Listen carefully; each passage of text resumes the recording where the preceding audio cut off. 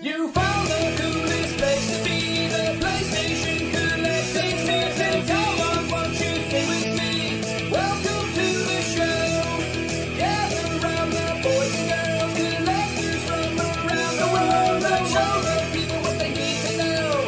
Welcome to the show. Gonna talk to guests, only got the best. Gonna put their knowledge to the test. Gonna laugh at me, gonna live the dream. Gonna show you things you've never seen. Gonna sing the song to the break the dawn. Gonna run this party all night long. So come on everybody, let me see you dance. Get yourself ready, you got one more chance. You found the coolest place to be, the PlayStation Collecting Center. Come on, won't you sing with me? Welcome to the show.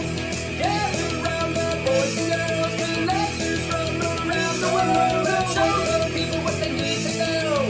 Welcome to the show. Welcome to the show. Welcome to the show. Welcome to the show. Hey. Welcome to the PlayStation Collectors Podcast, Season 4, Episode 25. My name is Joe Red. And today I'm proud of myself. We used the intro video thing correctly for the first time ever. We actually bothered to, we pay for the service and we actually learned how the buttons worked. All right. Not bad. Excited about it. It unmuted us correctly and I didn't have to mute everybody. It's amazing. Didn't have like a 5-second delay before the start of the show. Like No, usual? you didn't hear that 1 second where right before we start, you hear someone and then it starts the show. It's always so. It's a random F-bomb and then the thing is going. Anyway, joining us this evening is my illustrious co-host, Mr. Figsy. How you doing, buddy? Hey. What's up, everyone? Yeah. And our special guest this evening, all the way from the icy hills of black metal Norway. No, I'm just kidding. Mr. Cold Winter Gaming. How you doing? Cold Night Gaming. Jesus Christ. How are we doing, guys? What's up, man? Welcome on. Good to be here. Goodness, man. I love that intro, man. That was something else. Oh, thanks, man. Yeah, it's a lot of fun. I think I'm gonna have to spruce it up a little bit. The season's getting a little long in the tooth. We're on episode 25. What do we usually go to? 35, something like that? 38? 45. The last two seasons both made it to 45. Yeah, but we were doing 2 episodes a week consistently, and Yeah. so I feel like we should be close to the end. So maybe at season 5, I'll redo the song and make it a little sprucey, and then redo the intro or something like that. But thank you very much. For those who don't know you, why don't you introduce yourself? Tell us what you do a little bit. All right. So my name's Jay. I run the Cold Nights Gaming channel over on YouTube. Just actually went to work as the exclusive streaming partner for Premium Games. So Premium edition. do a lot of streaming of JRPGs on my own channel, and obviously premium titles over there with them. We just did a rockin' one last night for Elisa. Really great survival horror throwback game. Either you guys played that? I haven't, but I caught a little bit of the stream. I watched it a little bit after, and yeah, it looked good. Stuff. That is tough as hell too. But yeah, so on the channel we mainly cover collecting with a real focus on value. I'm one of those people. I don't believe that YouTubers are messing up the market values and stuff. Value is important to me in collecting. So it's something I'd like to discuss. We have a cool series over on the channel called These Games Are Worth How Much. And recently we've been doing discussions about collecting, and I've been having a great time doing that. So that's kind of what we've been focusing on. Very cool. And then I did also notice recently you just crossed the 1,000 subscriber threshold. Yeah. That's very cool. Yeah, it's one of my big things, believe it or not. I'm about to turn 41, and when I first wanted to get into YouTube, I had a couple friends that were actually kind of nasty about it when I brought it up, and they literally were like, "What do you think people on YouTube want to see? They don't want to see some fat old guy on there talking about video games." Well, let's wrap it up then. Show's over, guys. Right? And they were legit, don't do it. And I literally made it my mission to, go out there and have interesting conversations with people, try to make interesting videos and build a good, knowledgeable, friendly, supportive community. And I've kind of seen that happen in the 2 years that I've been going. So I saw that the 1,000 subscribers is kind of like the pinnacle where I'm at now. We'll keep going, but I'm really glad to hit that milestone. Nice, congrats, man. And it's just one of those things. Like, it doesn't actually matter who is behind the camera. It's about what type of content they're putting out and what they're talking Absolutely. about. Hey, listen, I think the retro game community has proven that we will definitely watch old fat dudes talk about video. Yep. What are you talking about? Just kidding. Honestly, I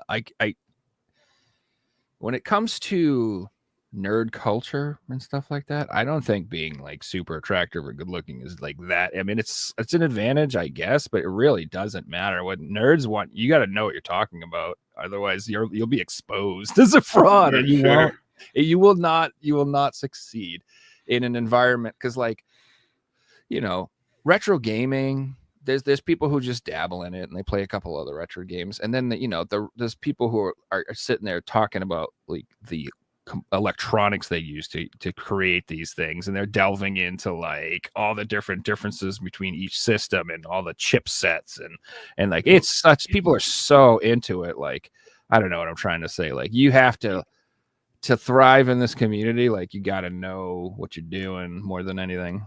Yeah, for sure. Like, I I comes see it as down like, to the people watching too. Like, if you say misinformation, your viewers will be pretty quick to correct you and what you've said that's wrong and different. Oh yeah, like and you got to own it right away. Like, we've all done it. You say something wrong, something in the comments, you're like, "Yep, yeah, I'm wrong on that. I want to like pin that comment. I don't want to." But I totally get what you're saying, Joe. Like, there's people that are into retro games, like they bought an NES Classic and they're happy.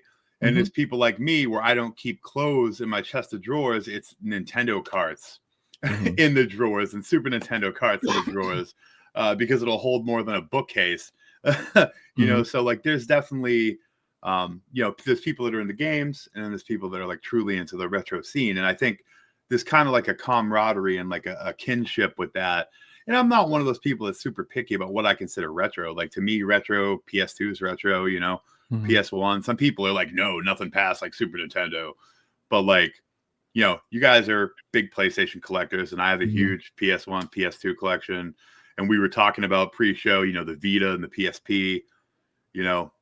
I love that stuff, and I consider that all retro. And even I think we're even getting to the point where like maybe PS3 is too, as we keep moving forward. Because I know that I feel the same excitement when I find like a beautiful PS3 title in good shape with the pamphlet and everything at like a GameStop or in like a pawn shop. I'm like, hell yeah, so similar. Well, we're talking about your collection, Jake. Tell us about your collection. What systems you've got, and what type of games. So I started years and years ago, and this might upset some people, but I was a reseller. I would go picking at physical stores, pawn shops. Oh yeah, the bad guy.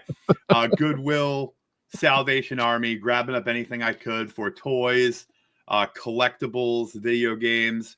I also specialized in sports memorabilia and trading cards and TCG cards.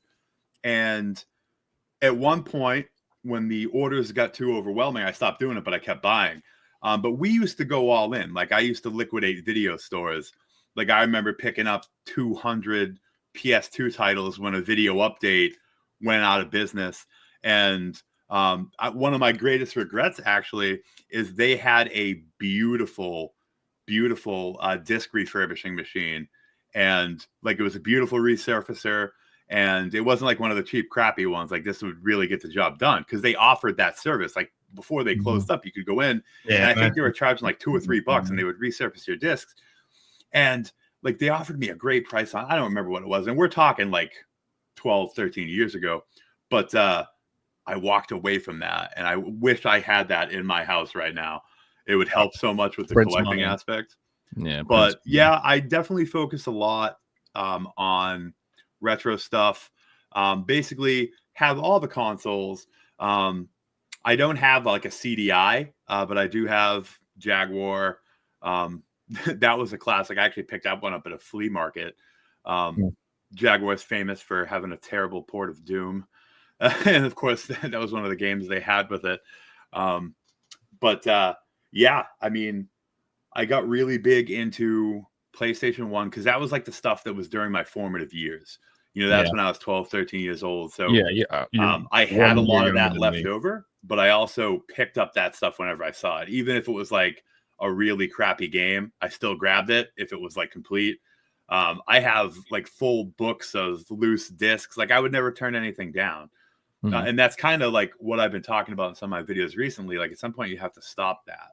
You know, when I have PS1, probably, you know, 150, 200 titles. The PS2, I think I'm at like 350 or 400. PS3, same thing. PS4, same thing. I'm like, what am I doing? Like I'll literally die before I can get to all these things. Healthy to me. So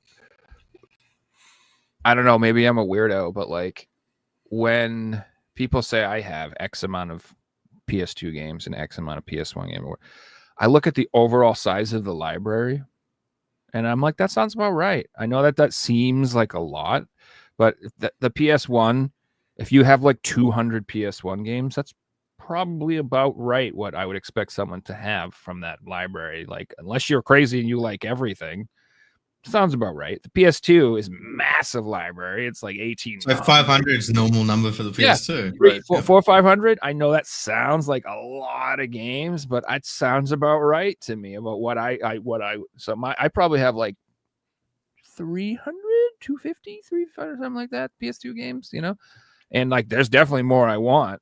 It's not everything I want, but I don't know. It's weird to me. I guess it's all about perspective. But like, you know, the N64 is a smaller library. So if you only had like 50 games, I'd be like, okay, you know, or like It's still collecting almost, you know, 10% of the library. It's even more than 10%. You're looking at like 350 games. So you've knocked out like 15% of the library of that. Right. Look at the PS4 using that same argument, Joe. You could have 1,000 games and it's still not even a quarter of the library, you know, and the PS4 has so many quality titles. You could use the Switch as well. Like 1,000 Switch games isn't crazy because there's like 4,000 of them. But see, the problem is though, when you're doing that for every system, you really start to take up the space in your home to the point where it's like encroaching in your living area. Like I was telling Joe before we started the show, like I have storage units that have, you know, like Sterilite tubs of games and of, you know, because I won't throw the box away for anything. So, you know, anything that I had bought and had the box with it, that's in the storage units. And like old, like third party, like garbage controllers, like all this stuff that like you have a Mad Catz locker. Yeah, Mad Catz. Yeah. Like realistically, if some of the stuff went away, I probably wouldn't miss it because it's not something that I mess with every day. But I think also when you were kind of touching on like the size of those libraries, if you have 400, say PS2 games, but you've been grabbing everything from stores. So like if you're grabbing like crappy racing games and your yearly sports games, like that's different. Like my collections for that stuff are kind of curated because when I would like do the liquidations and stuff like that, like I would be kind of picky because I was having like an eye for the resale of it. And of course, like I said, I stopped reselling, but I still have a lot of that stuff. So I definitely, you know, like I play MLB The Show every year. I put 700 hours into the one this year. But I only really, as far as sports games, have the ones that I personally adored, like the NBA and NFL 2K games on the Dreamcast. I have my original Sega Sports Dreamcast, the black one that says Sega Sports. A lot of people have never even seen that. And, you know, I love those games. Or, you know, certain games on like the GameCube or the PS2 that were like the baseball games that I was like obsessed over. But like a lot of people will go into like a Goodwill and just buy everything. They're like, yeah, I picked up NHL 95, 96, 97, 98. Like, it's fun to see those, but a lot of times, like, I will turn them down. I'm like, I don't need that. It's almost like unless someone's going for a full set, there's no real reason to collect those things. Yep. I can especially relate to the PS2 because over the years, my PS2 collection went to 500 games like 10 years ago, and then I culled it down to 200 games, and then it wouldn't be like the Goodwill and I walk in and buy everything, but it would be like I buy a big lot of 50 games on Facebook, and I just keep all the ones I don't own because, oh, well, they're free, so I'm just going to keep it. Right. And then, 3 or 4 years later, I'm like, what have I got all this shovelware in here for? I'll cull it again. And I'm at the point now where my PS2 collection, almost every single game, like I could tell you why I own it. I own this because I like that series, or I played that, or I had fun doing this, or it's part of this series that I collect for. And, it almost all has a reason that it's in the collection. And it's still at the 400 or so mark, but it's at the point where I almost own everything that I want to own. That's one of the beautiful things about game collecting that I think a lot of people don't talk about. And you really have to get in a room with people like us, is that a lot of it, you may not remember all of it, but a lot of it has stories to it. Uh-huh. Like it might be one of your original games, or it might be a game that you had and you traded in when you were younger, then you saw it again and you're like, oh, dude, I need to get that again. Or like crazy deals you got on it when you were out picking or, browsing online. Like it's cool to be able to, share those stories with people that value those stories. A lot of people, like you tell them, oh, dude, I got Ark the Lad for only $5. They're like, who cares? You know what I mean? But yeah, but it's like, oh, Joe Rad sent me this, my friend from America, and when I look at this game, I don't just look at the game. I think of Joe as well, and our friendship, and that was a part of that trade, and it was hard for him to get that, let alone me getting it. It's from another country and things like that. Hello Kitty Cruises. Still remember sending you that. So I think you make a valid point, because there are definitely games in my collection that like I never even owned them. They were never in my collection, but they were games that I played with somebody else that I care about in my life, or someone I miss, or something like that. Like a perfect example, I have a Unreal Tournament on the PS2. And like, it's not like that's a great, I would rather play that game on a PC or something like that than a PS2. But I remember specifically hanging out with this one person all the time, playing that game at their house. And like, it was one of those things where I was out and about shopping and I saw it and I was just like, all those memories came flooding back. And I'm like, this to me reminds me of that person and that part of my life. So I like having it on my shelf because it just, every time I'm like, oh, remember that? I remember those times, so it can bring you back and connect you to people and events in your life and stuff like that. Like, I don't know about you guys, but like my wife is a pretty big gamer, like not as big as me. But like when we were dating, when we were younger, like there was games that we played together, almost would like take turns, or like I'd get to a certain point and then she'd get to it and then I'd stop. And so like to somebody like a common title, like Final Fantasy X, that might be worthless to them. But me and my wife, back when we were like kids dating, basically played that together for the solid like 60 or 70 hours going back and forth. And like, that's might sound kind of geeky, but like, that's a memory that we have together. That's like part of our marriage, Nice. And, there's other games like that. Like a lot of people aren't crazy over like Silent Hill for the Room. Right. But I had just had a medical procedure and I was out of it and I wanted to play it because I was a huge Silent Hill fan, but I just wasn't up to it. And she literally played the game for me. And like, I watched her play it. And I can remember like laying on the couch all like groggy and feeling terrible and watching her play the game for my entertainment. And like, that's a wonderful memory.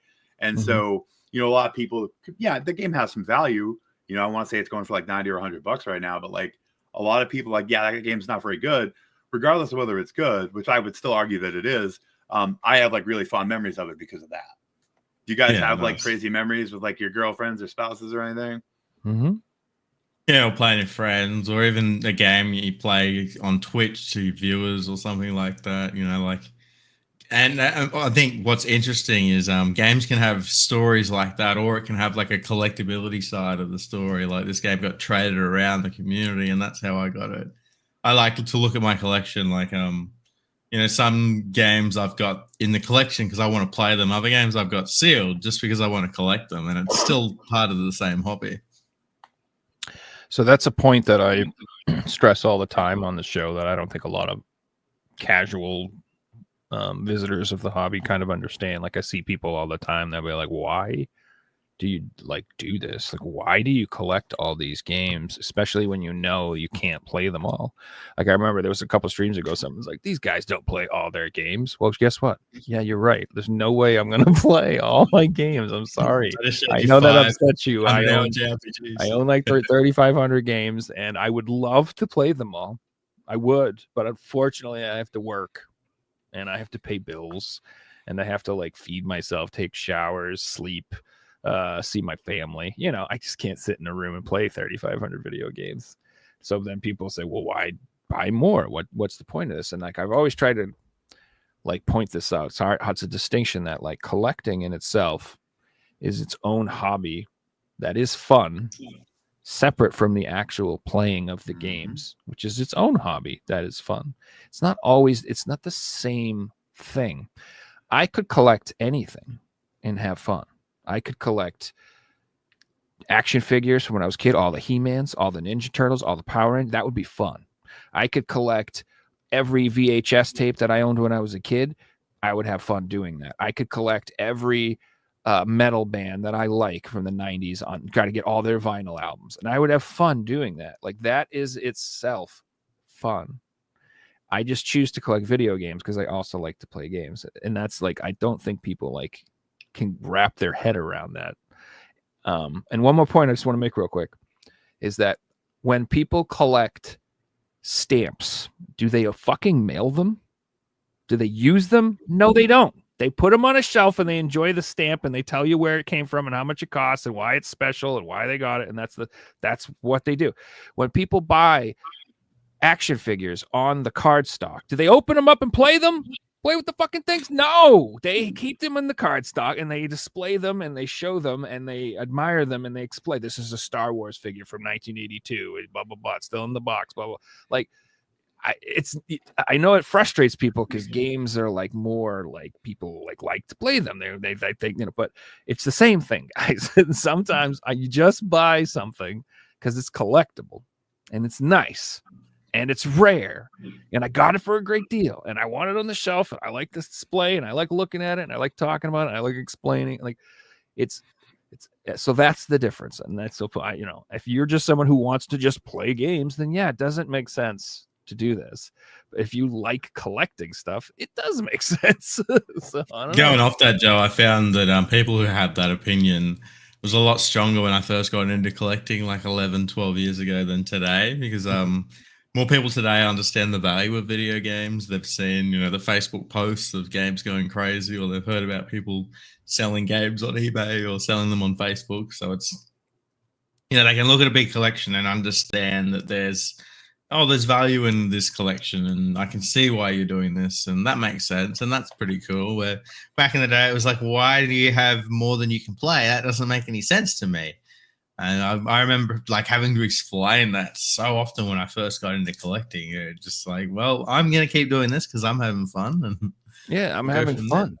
And people don't get that there's like a whole different joy of it. And like not this show is a great example of like why I like collecting, because there's a whole community of people who like collecting. And I've made lots of friends talking about this. And like, it's got its own social thing like with it that I wouldn't get if I was just buying digital games by myself sitting in a room. Like, I don't know, it's just not the same. So I would say also there's kind of a third layer to what you were talking about there, you know, for especially for folks like us, and that's the content creation aspect of it. I was actually talking to someone the other day, and I was like, sometimes I get frustrated because there's games I want to play for myself, and there's games that are either relevant or I promised that I would stream that I feel obligated to play, or sometimes it's vice versa, where like right now I'm doing a stream series on Tales. We just finished up Xenoblade Chronicles X. And right now I'm playing Tales of Phantasia, and I want to play that so bad for myself. And in my off time when I'm not streaming, I want to play it, but as a person that streams often, and it's a big part of my following, I have to save the story beats for the stream. Like, I can do grinding or little things, but I can't play 10 hours of Tales of Phantasia and show back up and be like, hey guys, here's a recap of what happened. So it gets a little frustrating there, but it also becomes dangerous because I've caught myself buying things Mm-hmm. to stream, or buying things because I wanted to show them off on Instagram or Twitter, or talk to my friends about it. And I'm like, wait, if I wasn't a content creator, I don't think I would have bought this, because I wanted to show it off, or I wanted to talk about it, or I wanted to stream it and share it with them. I might have walked away from it before. So I think that can add another level of depth to the intensity of the collecting. And it has a little bit of effect on the playing too. Yeah. I've definitely bought games to like not to play, not to stream, but to show in a YouTube video, Yep. just the games. It's like that's, I guess that's pushing on the line. But then there's the other part where it's not even content creators. Like people just post on Facebook their pickups, and then they feel like they're obligated to keep buying and keep buying and keep buying. And this other guy's bought all these games, so I need to match that and buy all these games. And I've seen that throughout communities before, and spoken to people and found out that, I've got no money, I just keep buying these games and things like that. And it's like everyone's in a different position, and you might be talking to a millionaire who's, these games are nothing to him, and he's just doing it because it's fun when you're struggling to do it. So everyone's on their own journey, and like, you can own 10 games and you got enough content to last you hundreds of thousands of hours, or you can own 10,000 games, and that person could be happy doing that and not struggling. Like, you've got to find that middle ground and make it accessible. Yeah, I mean, I don't know that I know anyone, what that person's comment had been, that spend so much money on their games that they can't. Like, I've never got to the point, even with what I would call an addiction, where I've made myself destitute through it. There's obviously still like money that has to be left for your bills and stuff. And, I make good money in my day job. I don't really have to worry about what I'm buying, but I mean, has my game collecting probably impacted like my savings for the future? Yeah, probably. True. My son's probably not going to an Ivy League school. He's probably going to be doing like a state school. But like, I don't think I've ever seen it to that extreme. I mean, have you guys ever had that where you've overspent so badly that you're like not really sure what you're going to do? I've definitely seen it. And when I was first into collecting, I was, spending every dollar I had on video games, and it was a matter of like not saving money and just blowing it all on video games for as long as I can. And looking back, to be honest, I've got no regrets, because most of this stuff has gone up in value. But honestly, I was gonna say that, as sad as it sounds, some of the best investments I've made are my game collection. I bought one lot for like 500. That's worth like $5,000 now. It's like you never know. So, and it's constantly advanced. Like, I remember pre-COVID, when I picked up a couple of my big hitters. Like, I remember sitting on eBay, and I had a choice. I was going to get 2 of the 3. And I'm looking at 3 entries, and I had Kuon for like 150. There was Ruler Rose for like 100, and a fresh Suikoden 2 for like 100. And I went with Ruler Rose and Suikoden 2 because Suikoden 2, I had traded in my childhood copy to Funkoland, and I really wanted that back to the memories. And Ruler Rose, all the, the hoopla around it and all the crazy stuff that was supposed to be in it. And I chose those 2, but I ended up paying about $200 for them together. And Suikoden's come down now because those remasters are coming out. But the Ruler Rose game, it's still $550, $600. It goes back up and down. Just to think, that was 10 or 11 years ago, and it's gone up that much. It's pretty crazy. And luckily, the ones that they found were European copies. I don't know if you guys saw that story. I was just about to say, what's crazy for me is it's the opposite, where the Suikodens are $400-$500, and then you can now grab Ruler Rose for like $300. Yeah. Yeah, we lucked out that there wasn't any North American copies tucked away there. But it makes sense, because that UK copy was pulled from shelves originally. Yeah. So where was these copies that got pulled? Or it's just these copies finally making the marketplace like 25 years later. It's all about perspective. Like, I've talked about this before. Like, if you are a reseller or you're flipping games all the time, then I mean, the dollar value investment of your collection does matter to you. But like, I like, it's funny, like, people like, what would you do if the games crashed and were cheap again, I'd be like, buy more games. Yay. I wouldn't even be mad for a second. I like, I really wouldn't. Like I don't like that the hobby has become like almost fashionable and it's like really expensive. People are flexing like, you know, their Final Fantasy PS4 is like they were like, you know, it's like it's gotten. I don't really like that aspect of the hobby. I preferred it when it was cheap and just a bunch of dorks liked it and nobody cared, and it was more fun and like, you know, only like a handful of people knew what the games were that are valuable. I don't know. It's just different now. It's less. I don't know. It's not that it's less fun. It's just different. Still it's fun. brought other people into the hobby. Like, look at the 30th anniversary stuff. But I've seen more scalpers than collectors show off their stuff, you know. The financially motivated people in the hobby I could do without. Like, no offense. Like, it's not as fun to have people come in who have no nostalgia for this stuff. They have no intention of playing the games. They have no interest in them. They are literally, it is just product they're flipping. That's fine. You know, it is. That's the business people who do that with everything out in the world, but it's just, it's a lot of it now. And it's, I don't know. I prefer the games be cheap. I don't want them to be this crazy expensive. It doesn't like make me happy when I find out my game that I have is worth a lot of money. All I do is to go, oh, thank God that I got that copy when I did, because I would never own that shit now. And like, there's like lots of games that were on the pre-COVID list, they call it. There were these games that were like $40-$50 that I'm like, oh, that's a lot of money. I'll get to those later. We'll get to that. Don't worry. And now they're all $150 to $200. And I'm like, well, off the list. Yeah, I was just about to say, I've been removing games from my list that, you know, I've gotten to a silly price because I'm like, well, I wanted this when it was $50. And it was always one of those things like, if I could find it for 35, I'd grab it. But now it's 150, and I'm like, I don't really want it that much. I probably want these other three $50 games rather than this one. Exactly. That's in the video I put out today, talking about the value of games and the gameplay per hour thing. That's why I've recently been really into handheld stuff.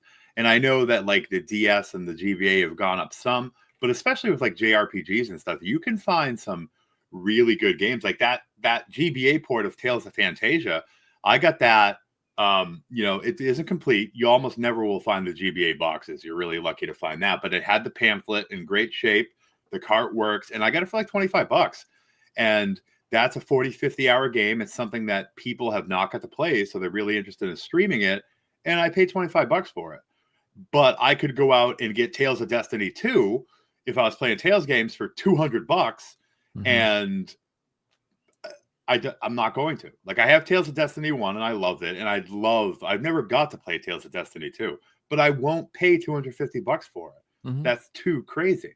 I can play Tales of Fantasia and get to experience the first game in the series for the first time for myself and share it with my friends and viewers for literally a tenth of the price of Tales of Destiny 2. And to me, that's insane. And maybe a couple of years ago, I would have chose the more expensive game. But like now, I think part of me actually might have matured, and I'm being a little smarter about the decision. So we also live in an age, Jake, where if you just want to play it for the viewers, you can emulate it and play it for free. You know, you don't need to go and spend $300 on a game. Can't do that. I agree with emulation when it's in that case. Like, you know, for someone who's 18, 19, 20 and say they want to play all the old Pokemon games, they're not going to spend hundreds and hundreds of dollars. They can go and play them for free on emulations and have just a good experience, or go and play PS1 games from our childhood that are like $500 and, you know, have no way of accessing it. So there is good sense when it comes to for those of us that came up with them, and yes, like I do have, you know, a couple hacked handhelds and stuff, and I'm not going to say I don't do any of that, but it's so special just to have them, or even just like while you're streaming to hold up the case and be like, hey guys, this is a real genuine physical game. You know, I love it. And at first I was even weird about stuff like the Retron. Like when I got my Retron 5, which is one of my favorite things I own, I was like, oh man, this is like console emulation. Like this feels gross. Like you should have all your consoles out. Well, yes, I do have Nintendo, a Super Nintendo, a Sega Genesis, and a Game Boy Advance, but to have them all out in my work area would be a Mm-hmm. real pain in the ass. The Retron, though it's not perfect and sometimes it doesn't read games well and stuff, is a great thing to not have those all out there. So like, I definitely get it. And I used to be resistant to a lot of that, but it's so special to me to just hold it up and be like, yes, I have it. Even if I'm not sharing it with someone, you know, it's just cool for me to have. Like, that's why when they put out all those like anniversary consoles, you know, they're the little minis and stuff. Like, I bought them all, Yeah, but no. I would I'd rather play my Persona 1 game than play Persona on the PlayStation True. Classic. You know, even though that's way easier to do. And I did a Persona retrospective with Phil, and the only time I ever loaded up Persona on that PS1 Classic was to record the footage because it was easy with the HDMI. Mm-hmm. That was the only time I ever did it. Any other time, if it's Persona 1 or Persona 2 on the PS, like, I'd rather have those games in my hands and play them. So that's still special. So like, I'm a little resistant to the emulation stuff, but yeah, it's kind of like a gray area. So for me, so this comes back to our overall topic. It's, you know, when is it time to stop collecting? Like, when I started out, I was, you know, sort of like what you were doing. I was just buying everything I liked. I'm like, oh, cool, Atari games, I like Atari. Oh, cool, NES games, I like NES. Oh, cool, Wii game, I like Wii. Oh, cool. I was buying a little bit of this, a little bit of that, a little bit, and like right away, like, I could tell my collection was going to get too big, and it was like going to spill out in the living room, and I wasn't going to have space for it all. And so I had to decide, like, right then and there, like, kind of like, what do I really want? Because I have limited space. I can't just buy everything. And I can't, the amount of time and effort and work it goes into getting all of the OG consoles, hooking them all up to a CRT, getting all the wires, getting all the power adapters, getting the 50 power switches and all of the AV switches, and then all the power bricks plugged in that are 15, that are huge. And it's a lot of time and effort and space and commitment. And then when you have all of that set up, like, how often are you visiting all of these old consoles? Are you popping on the Saturn every day? Are you playing the NES every day? Are you doing that? Some people yes, some people no. It's just a lot of space, and I didn't have it. So it made me choose. Like, I was like, I love PlayStation the most. PlayStation 1 was like my jam. That was like the emotional console that had started this whole journey for me. I wanted to build my PS1 collection up. And I focused on that. And so emulation for me has always been a way to supplement my collection in a way. So like, I love NES. Like, I love NES. I would love to have a giant cart collection of NES. I just don't really have the space. And so for me, I can, the emulation is good enough. I can play my NES games on a little handheld or whatever I want to do. Good to go. Same thing. Sega Master System. Absolutely love it to death. But I just don't want to have the CRT in the living room. And so like, I kept everything disc based.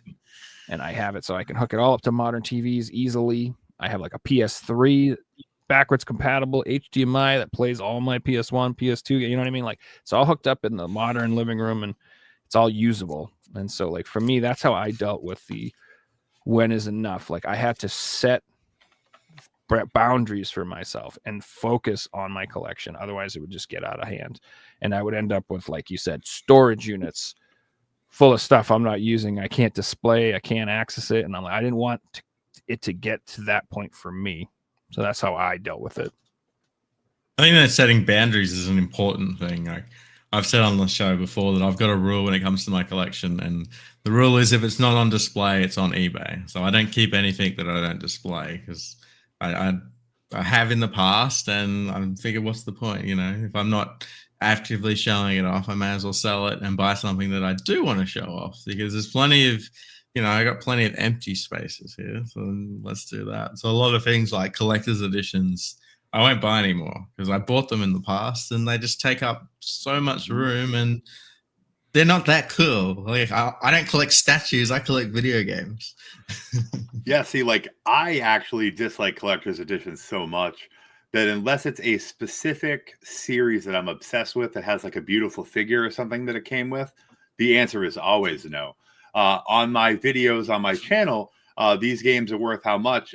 Collector's editions are like disqualified from it. It's only regular retail releases. When we're talking about like values and stuff, like I won't even talk about them. I considered making videos about them, and I honestly just don't care about it enough. Like I'll see these people showing them off, and I'm like, wow, the only people that are more out of control than me with their game buying are the ones that are buying these.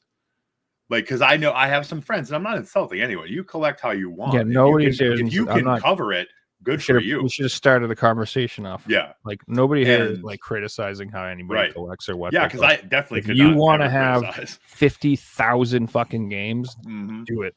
Like I'm not. Go ahead. Like if you want every inch of your house covered with gaming stuff, do it. I'm not here to say not to do that. I'm just showing you, trying to explain. Like for me, the only time I've ever really picked up collector's editions is when they were on like a ridiculous deal. Like I got the Xenoblade Chronicles 1 collector's edition with the huge art book and everything at GameStop for like $40. I don't know why they had it marked down. I just grabbed it because it was a great deal and it was worth like double that. But like I never buy anything like that.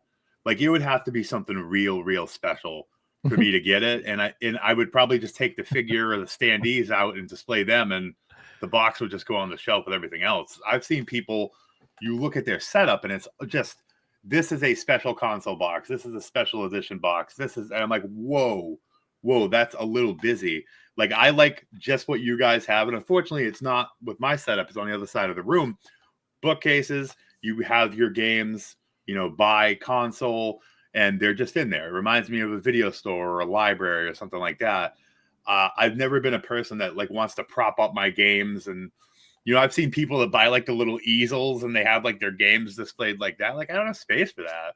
Like maybe if you have a smaller collection, but just the controllers and like especially in my workstation, like I got all my consoles over here. I got the Wii U sitting up here. I got 2 monitors, controllers for all those systems laying everywhere. It's ridiculous. Like I couldn't add anything to that. Another thing to add, which is quite interesting, but collector's editions aren't, let's talk back to the money side of things again, aren't very good investments. As someone who's bought and sold like 150 of them, the thing of collector's editions, if you're selling them, especially online, you got to post these things. Some of them can be $50 to $100 just to post it. Like I lost money on a lot of collector's editions I bought, where a lot of the games I sell, you're making profit on them, because if you're actively buying, hunting for deals, and you're selling it, the postage is only a couple of dollars, and you're not losing all your money on fees and postage and different things like this, which you don't even think about when you're buying these things, let alone the space that it takes up and different things like that. The last expensive collector's edition I bought, and this is how long ago it was Horizon Zero Dawn that had that beautiful Aloy statue. And she has a cube on my PS4, because I use cubes to display my games, and she's got a whole cube. And that's the one little easel I have. I have the Steelbook of Zero Dawn. I have her statue. And then the other 5 cubes in the bookcase are just games. That's the last one I bought, so that's that long ago. I think it was that in Tekken 8, because they had like a cool ass... like Heihachi was fighting one of the other guys, and it's like a huge statue. That's too big to display. It's in my closet. I have it, but those are the last 2 I bought. I bought the Elden Ring collector's edition when it first came out, and then I sold it like a year later, and I looked it up like a month ago, and it's still at the same price when it came out. So it's like, if I have this fear of missing out, I can just go and buy it, and it's less than what I paid for it originally. Like, collector's editions these days are mass produced, and they want people buying them. They target collectors with the name. They put collector in it. Really, collectors just want the games. Like, let's be honest. So I'd say probably my unhealthiest buying habit is kind of what you said, where you were like, the only reason I bought this collector's edition, it was just such a good deal. And I am very vulnerable to the it's a good deal thing. I have...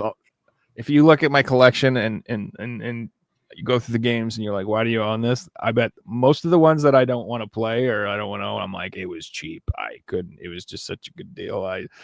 It's been $50 for 2 years. I saw it on sale for $15 that I couldn't say no. I just, it's so cheap. You're making me buy it. Like, so there's like certain stuff like that. And I'd say that's my most toxic purchasing habit when it comes to collecting right now. And I'm trying to do that less. Like, where just because it's cheap and just because it's a great deal doesn't mean I need it. Doesn't mean I have to buy it. I have to really like stop and think, like, will I play this? Yes or no? And if the answer is no, is this collectible enough to just to have it in my collection? And if the answer is no, I shouldn't be buying it. I shouldn't be buying this game. It's just like, I don't need it. So, yeah. Yeah, he said, Curious said, I don't care about showing off. Just put playing experience in my games. And that's honestly how I am too. Like I have lots of expensive, great stuff in my collection, but I don't really show it off. Like I don't flex that sort of things because it's like, I don't know. I don't care about showing off the games I own. I like talking about the games. Like, is the game like I good? see it like that. Like a lot of times, I'm not necessarily showing it off, but I want to post it on like Twitter to start a conversation. Yeah.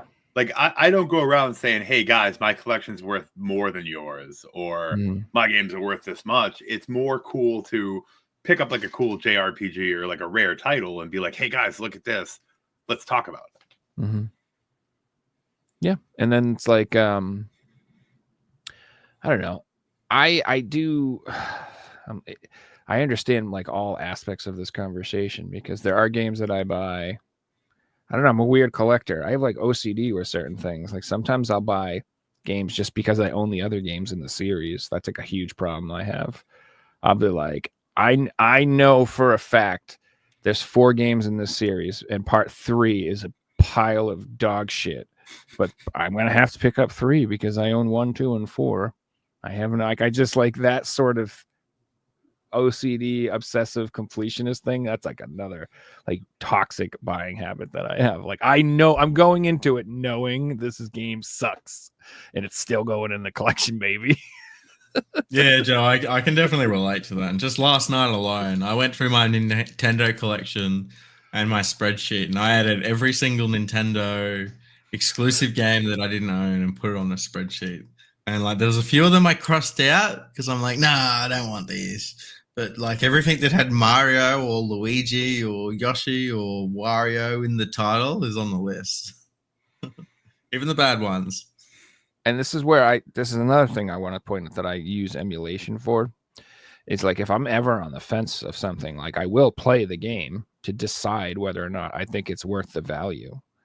Like that's like a huge thing to me. Like say there's a game, you know, I'm not talking about games that are like $100. The ones I'm on the fence about buying. Like I want it. That's kind of expensive. Do I really want to spend that much money? I'll play it through emulation. And if I have a really good time, I will buy it. I will be like, hell yeah, that game was worth it. I really enjoyed it. The soundtrack was great. Story was great. Had a great time. This is something I think deserves to be in my collection. So I like emulation for that sort of thing too, because there's nothing worse than watching, you know, videos of a game and seeing screenshots of a game, spending a lot of money on a game, and then getting it and realizing you're like, I don't like this at all. These controls are terrible. I couldn't experience the controls watching it, or you know, I you know what I mean. But I can't. I'm not used to this at all. It's just like awkward, you know. So that's a great point though, because like, you know, if you're looking at like Black Myth Wukong or Stellar Blade, you can go get a demo for that. You can try that before you buy it. But anything that's not the current gen. So we're talking retro and even not retro, just a gen or 2 behind. You can't do that. So I mean, that's a valid point. Absolutely. Yeah. So I like my emulations. Like so, what I'll do is I'll like say so like I've been into Atari lately. Don't ask me why. I've just been loving Atari. 2600, 5200, 7200. All that's just been going nuts. And I've been thinking about actually collecting carts again for the Atari. As weird as that sounds, because they're cheap. That's one of the main reasons. It's fun. It's cheap. They're small. They're, you know, I'm not going to go for boxes or manuals or whatever. Little cart collection. And like emulation, I watch videos of like every game that ever came out. I watch those like video game library videos that are like 4 hours long, and I, you know, write down all the games, and then I'll download every game that I think looks interesting. And then what happens is I'll end up with like 250 games or whatever. And then I'll go through and I'll try them all out. And then like there will be games that within 5 seconds I'm like, nope, hate it. Not or something like even just the audio. Like some, especially with old Atari games, some of them the audio is like literal torture. It's like, all right, here we go, boing boing boing boing boing ding ding ding ding boing boing boing boing ding ding. It's like, oh my god, I'm playing this and I'm annoyed. Let alone whoever the hell else is in this room. They're gonna be freaking lose their mind. So then I whittle that list down, and I whittle the list down, and now I have like maybe like 180 2600 games that I think are fun. And now that emulation list that I've curated from doing the videos and building my little emulation library, that's my physical library list. That's my list of what I actually want to buy now.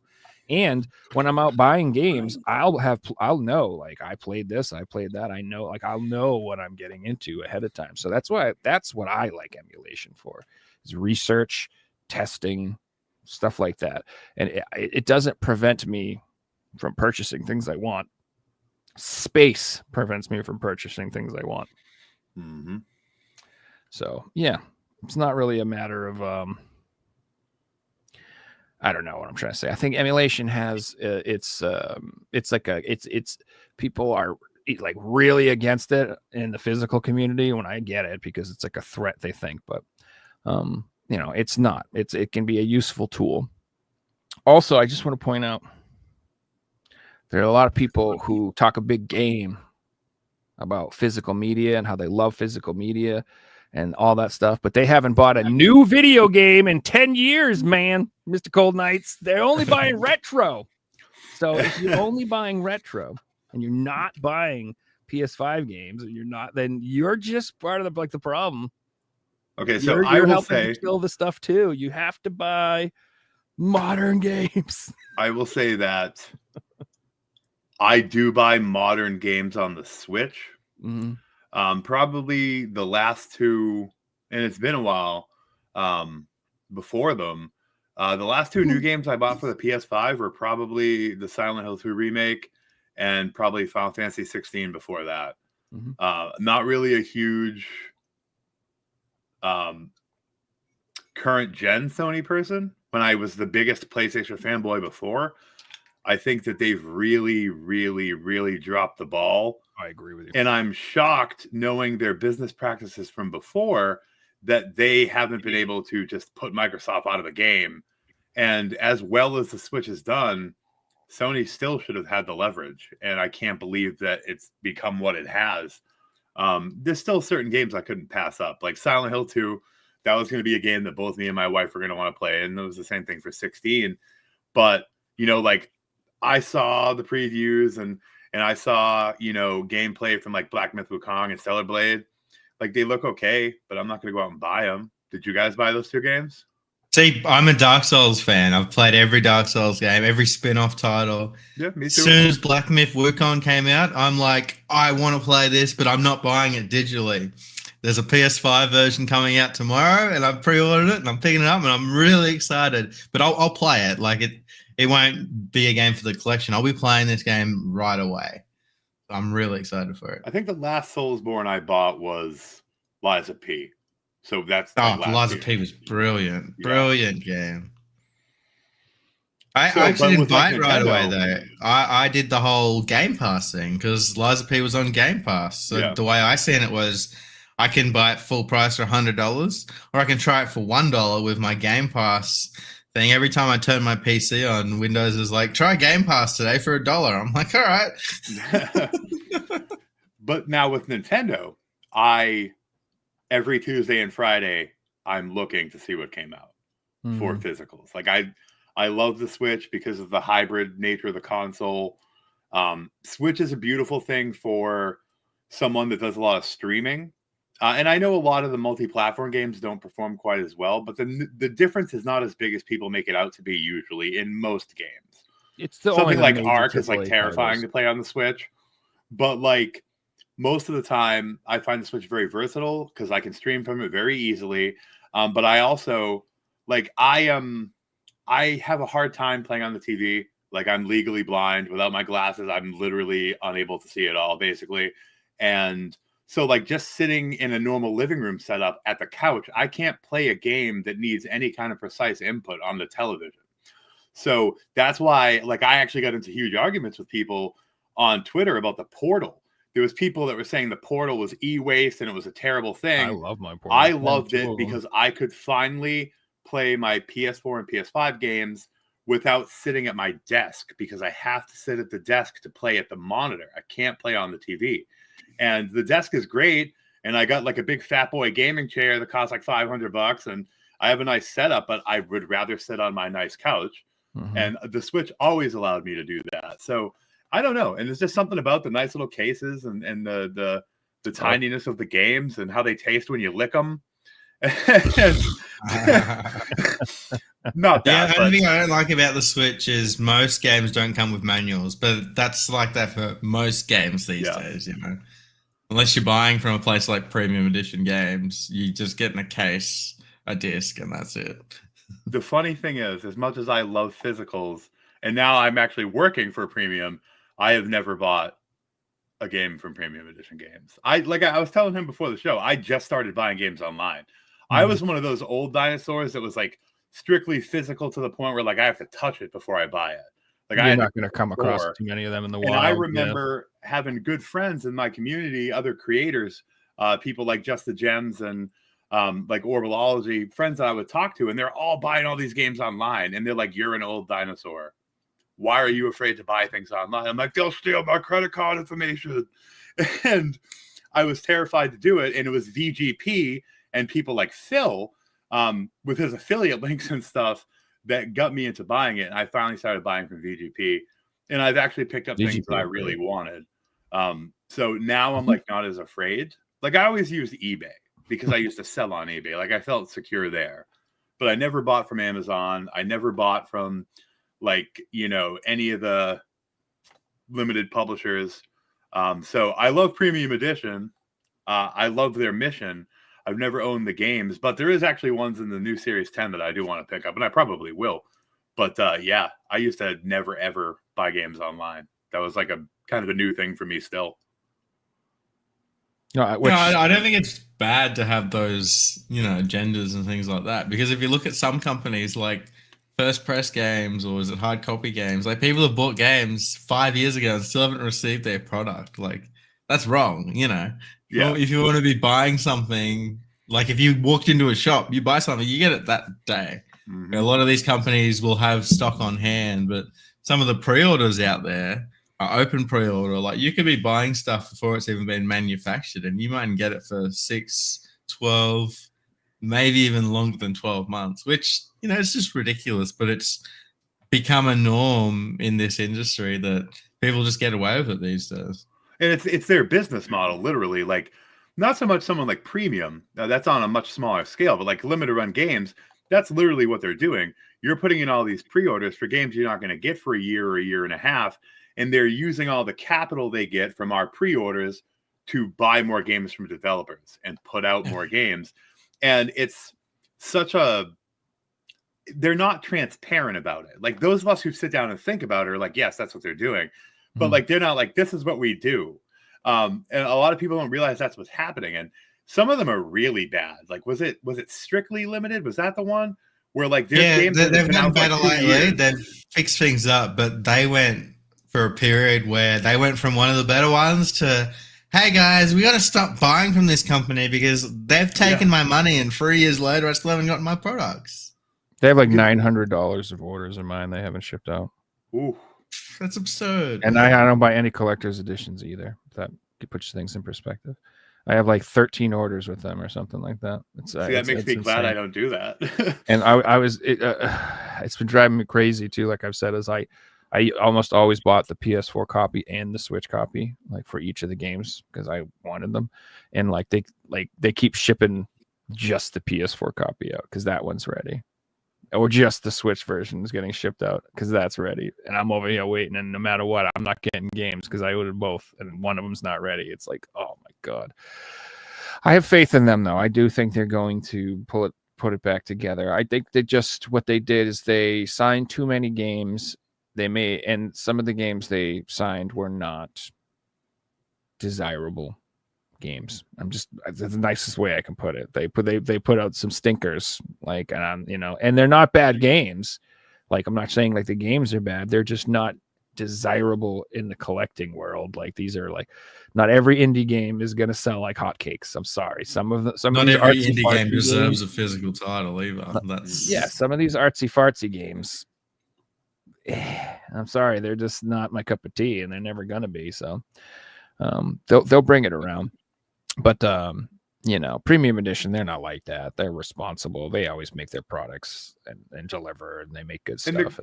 the great thing about premium is, since I've been there and had access, you know, to their like staff chat and their staff Discord, that's a constant concern. Like, you know, that we're replying to the customers when they have questions. A lot of these other places, like, you can't talk to the damn CEO in the Discord of LRG.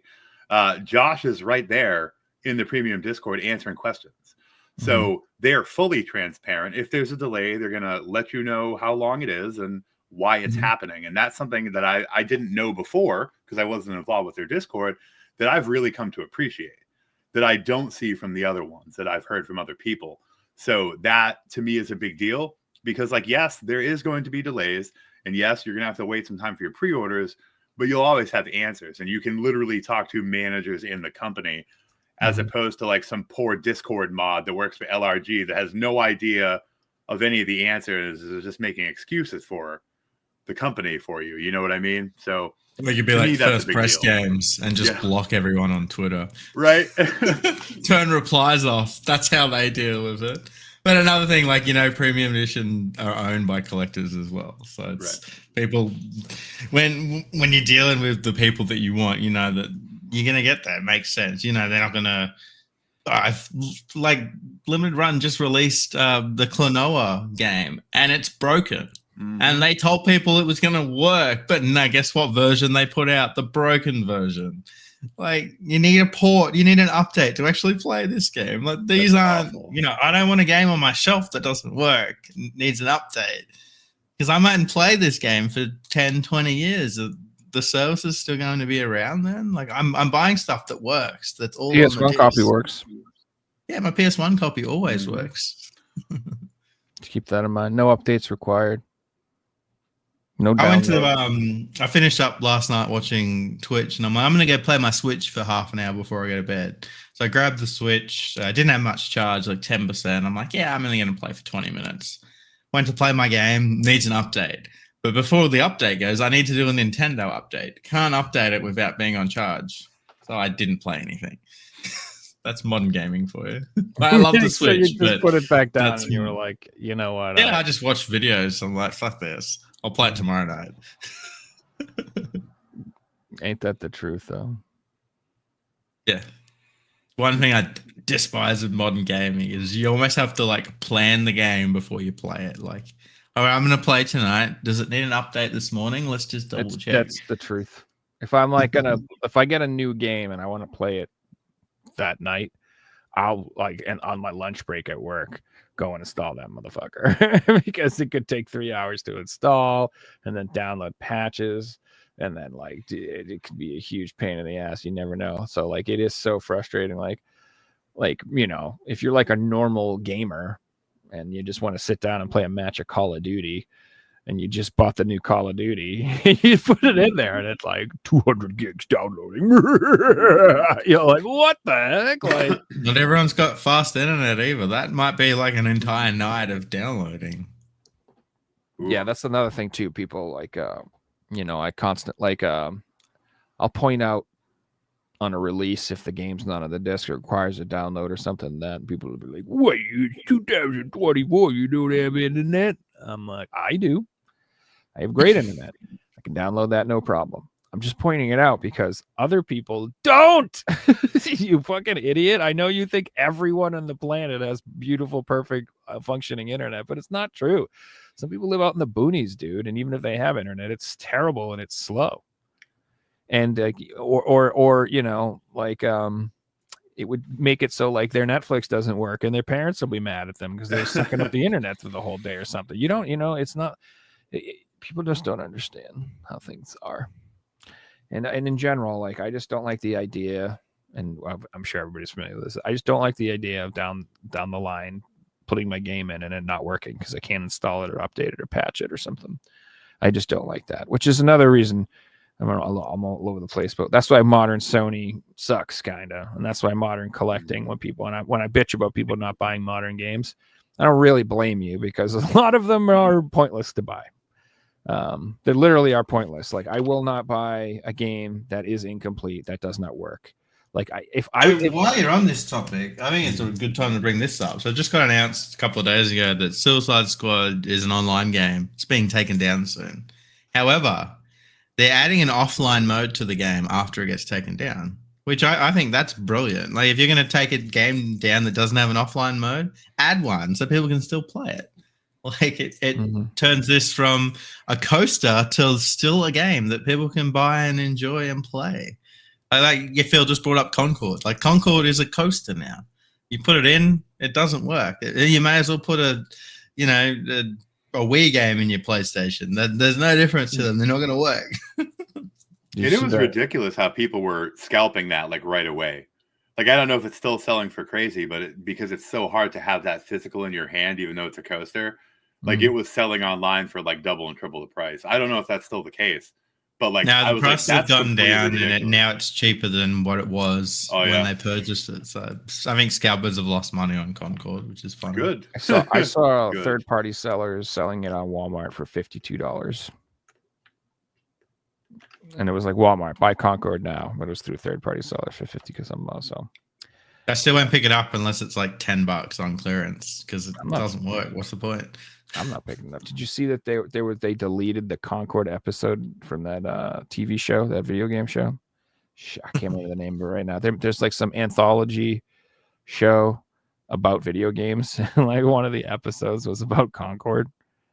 And like they just deleted it. Like, they just took it off. They're like, this is just awkward. Honestly, I feel bad for those guys, because you imagine how they feel right now watching Marvel Rivals just blow up the way it has.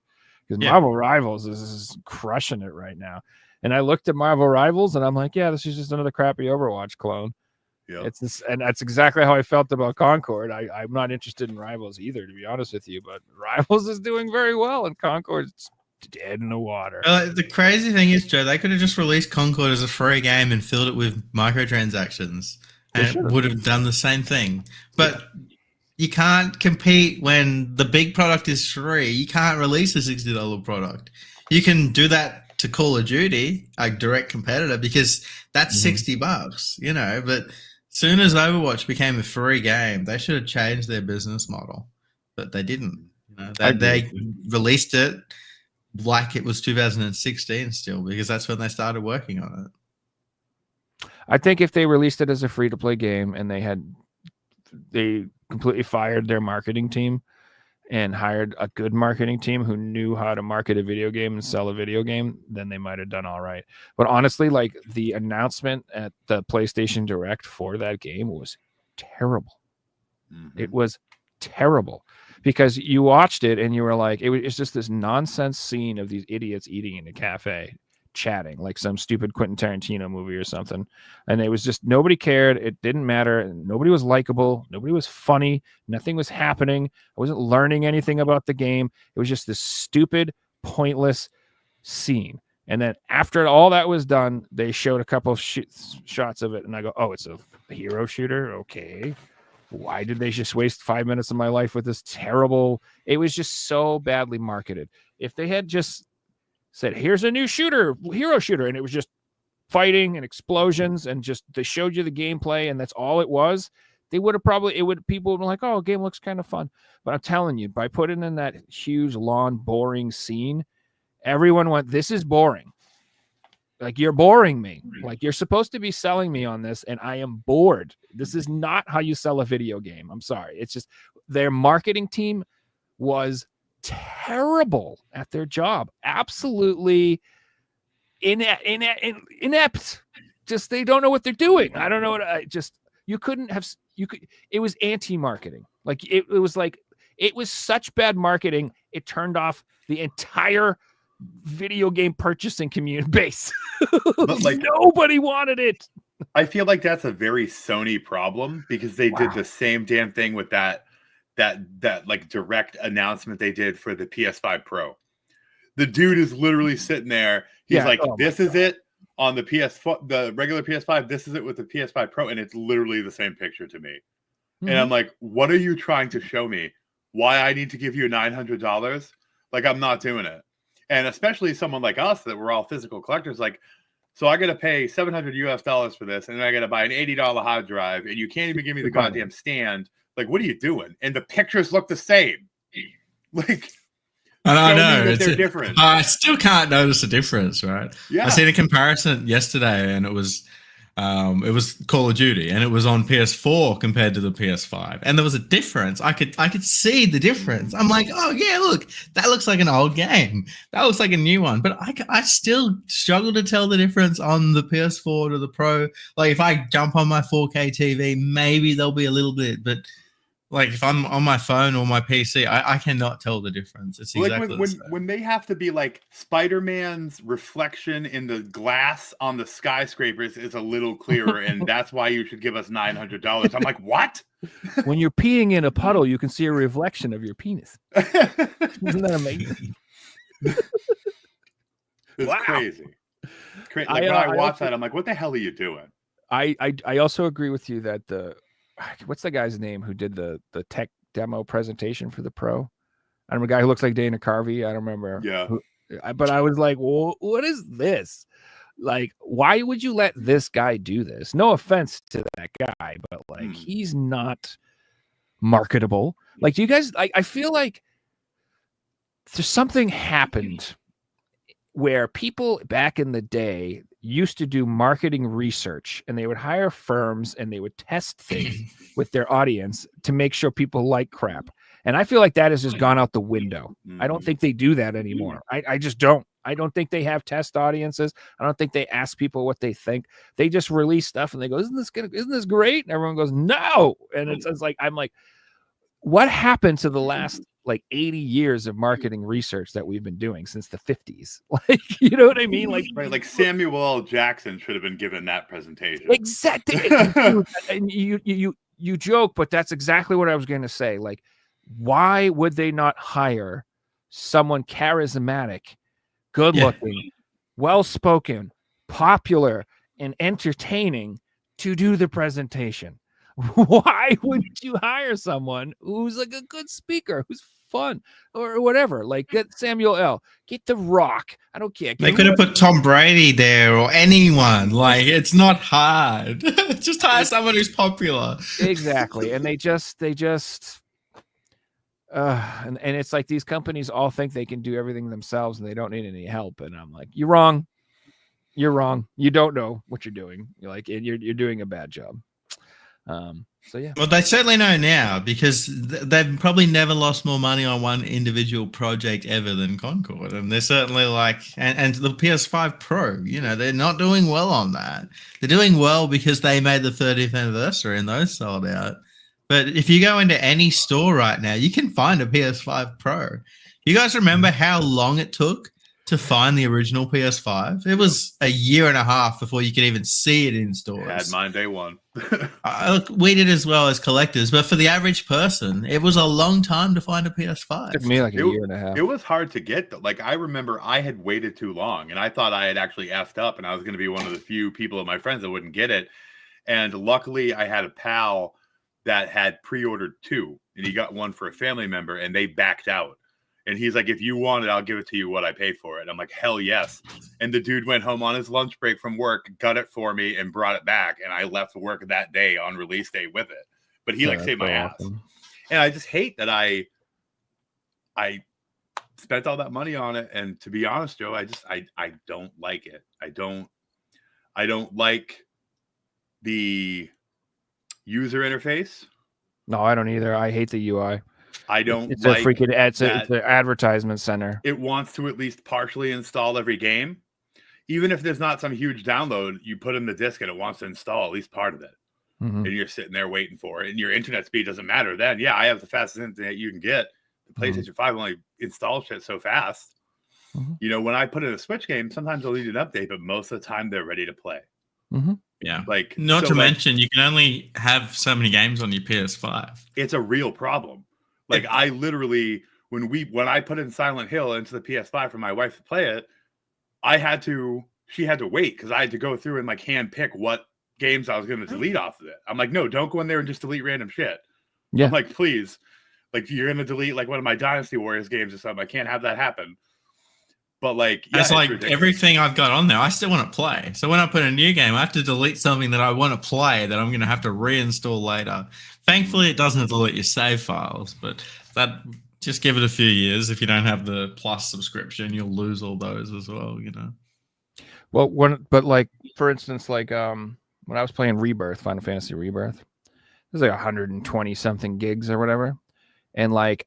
I was pretty much obligated to finish that game before I moved on to something else because it was like you said. I'm like, if I want to install other games, I have to delete this motherfucker. And if I delete this, I ain't coming back for a long time because I am not installing another 120 gig file again and waiting for you know what I mean? So it can be like an actual determining factor of like whether or what I'm going to play because of the hard drive size. I'm like, nope, I'm committed. I've started this game. It's taken up half of my hard drive. I gotta finish it. You know, it is what it is. I see someone. That's something that surprised me with the Pro that they didn't like release a Pro with an 8 terabyte hard drive. Like half the people buying consoles are buying extra terabyte drives and SSDs. Like, why don't they just put that in the Pro version? You shouldn't have to do that. It's the same thing as the disk drive and the stand. Bottom line is, on my Switch, storage is still a problem, but it's not as big as a problem. Like I very rarely have to delete stuff off the Switch, but I shouldn't have to go buy a $150 or $200 hard drive to add to my already expensive console. And I had a bad experience with the Seagate one for the PS4 that corrupted and like fried for no reason. Like I didn't improperly store it. It was ventilated, everything, and just went away. Yeah, and it really screws with your library because it thinks things are supposed to be there and they're not. And it was a real pain to get everything straightened out. Like, so I don't think that you should depend on external hard drives in a modern console. I think that's shameful. And that pushes me more and more, as much as I love physical games, to the PC. Yeah. And I think that's where we're going to end up going. Same here. Because, PCs are ridiculously expensive. Me and my wife just each bought like $2,000 computers, and they're beautiful and they're expensive as hell. This thing has basically infinite memory, and Steam is an infinitely more convenient service than Nintendo or Sony offers. Like, it's ridiculous. Steam's supposedly coming out with a home console. I don't know if you've seen this. Supposedly, I remember they were talking about that a couple of years ago, and they had done a couple like small portable computers before the Steam Deck. I forgot what they were called. They were called like Steam something. They were like little Steam machines. That's what they were called. And they were like tiny PCs that were like consoles, and it like flopped. So they're planning another one? Yes. Supposedly they're coming out with a new home console that completely syncs with your Steam library and also works with emulators the same way the Steam Deck does. And I'm buying that day one if that works, if that's the thing, because I already have a Steam Deck that does that exact thing pretty much. But if you game on the thing extensively, you own a portable nuclear reactor. The thing's so hot. It's so hard for these other companies like Sony and Nintendo to compete with Steam, though. I feel like Steam is 20 years ahead. Steam has sales that, like as a physical collector, Steam has sales that are almost too good to say no to. It'll be like a game that I wanted that's $50 and they have it for $1. And it's like, well, I can't say no to that because I actually want to play it, and I can't justify paying 50 times more for the same game, I do think that if we ever really truly lose physical media, that will stop, though, because you're going to see monopolies, and they're not going to have to offer those sales anymore. So I think that will be a thing of the past. Like Steam is great now. Steam will not offer those sales in 5 years when there's no discs or carts being made. It's interesting you say that, because they're still going to be competing against Xbox and Microsoft and Nintendo.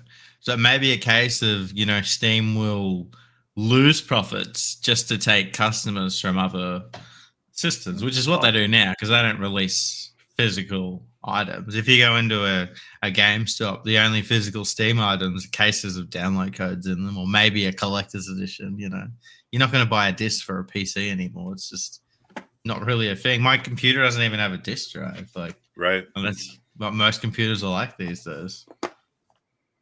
Yeah, so I said that once Sony, Microsoft, once these companies do finally come out with an all digital console and then no more physical media, like I think they're screwed. I don't think they understand what will happen to them, because I'm a pretty loyal Sony guy and I'm going to play Steam and I'm going to play on PC, and I'm not going to be a part of the Sony marketplace. I will not be buying a digital PlayStation. I will not be downloading games from them.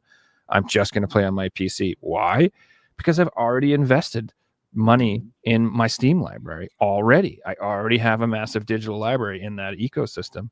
And also, Steam has, like, above and beyond shown they are more concerned with customers' rights and customers' satisfaction and customers' like priorities than any of these other companies are. All these other companies think are sitting around thinking of ways to screw you out of your money every day, and Steam is over here fighting back. They're the only ones saying no. Like, did you see like the huge announcement they had about DLC and expansion packs? That's amazing. They were like, you can no longer sell an expansion pack unless you have said what's in it and when it's going to release, and it has to release within a 3-month window of when you say it's going to release. Otherwise, we're refunding everyone the money. No more like buy a season pass and then we'll tell you what's in it a year from now, or buy this expansion and then we just never release it, or we only add like 2 things to it instead of the 5 things we promised. Like, none of that stuff. It's like all like, you know. Yeah, I love how Steam do some things. Yeah. Another example I want to use is I play this game called Total War Warhammer, and I played the first one, the second one, and the third one, and I've been playing for almost a decade, right? And the way the DLC works in that game is if you buy it for the first one, guess what? You get to use it on 2 or 3, or if you just buy the DLC for 2, you get to use it on 1 and 3. Like, imagine a PlayStation game where you buy the DLC for number 2 and you get number 3 and you're already using it. Like, they won't do that, but that's just a thing in this game that makes sense, you know. And it's how it should be. It's like you've already paid for that item; it should just be yours. Yeah. I don't really like. That's what you were saying, Joe. I don't know what they think they're gonna pull off, like, because basically an all digital console is a shitty little computer. Exactly. I'd rather like, play most my of nice us PC. have great systems, and if the very next like, why would I buy it? It won't be as good as the PC that I have. And honestly, the kind of gamer I am, I don't care about your Spider-Man exclusive title.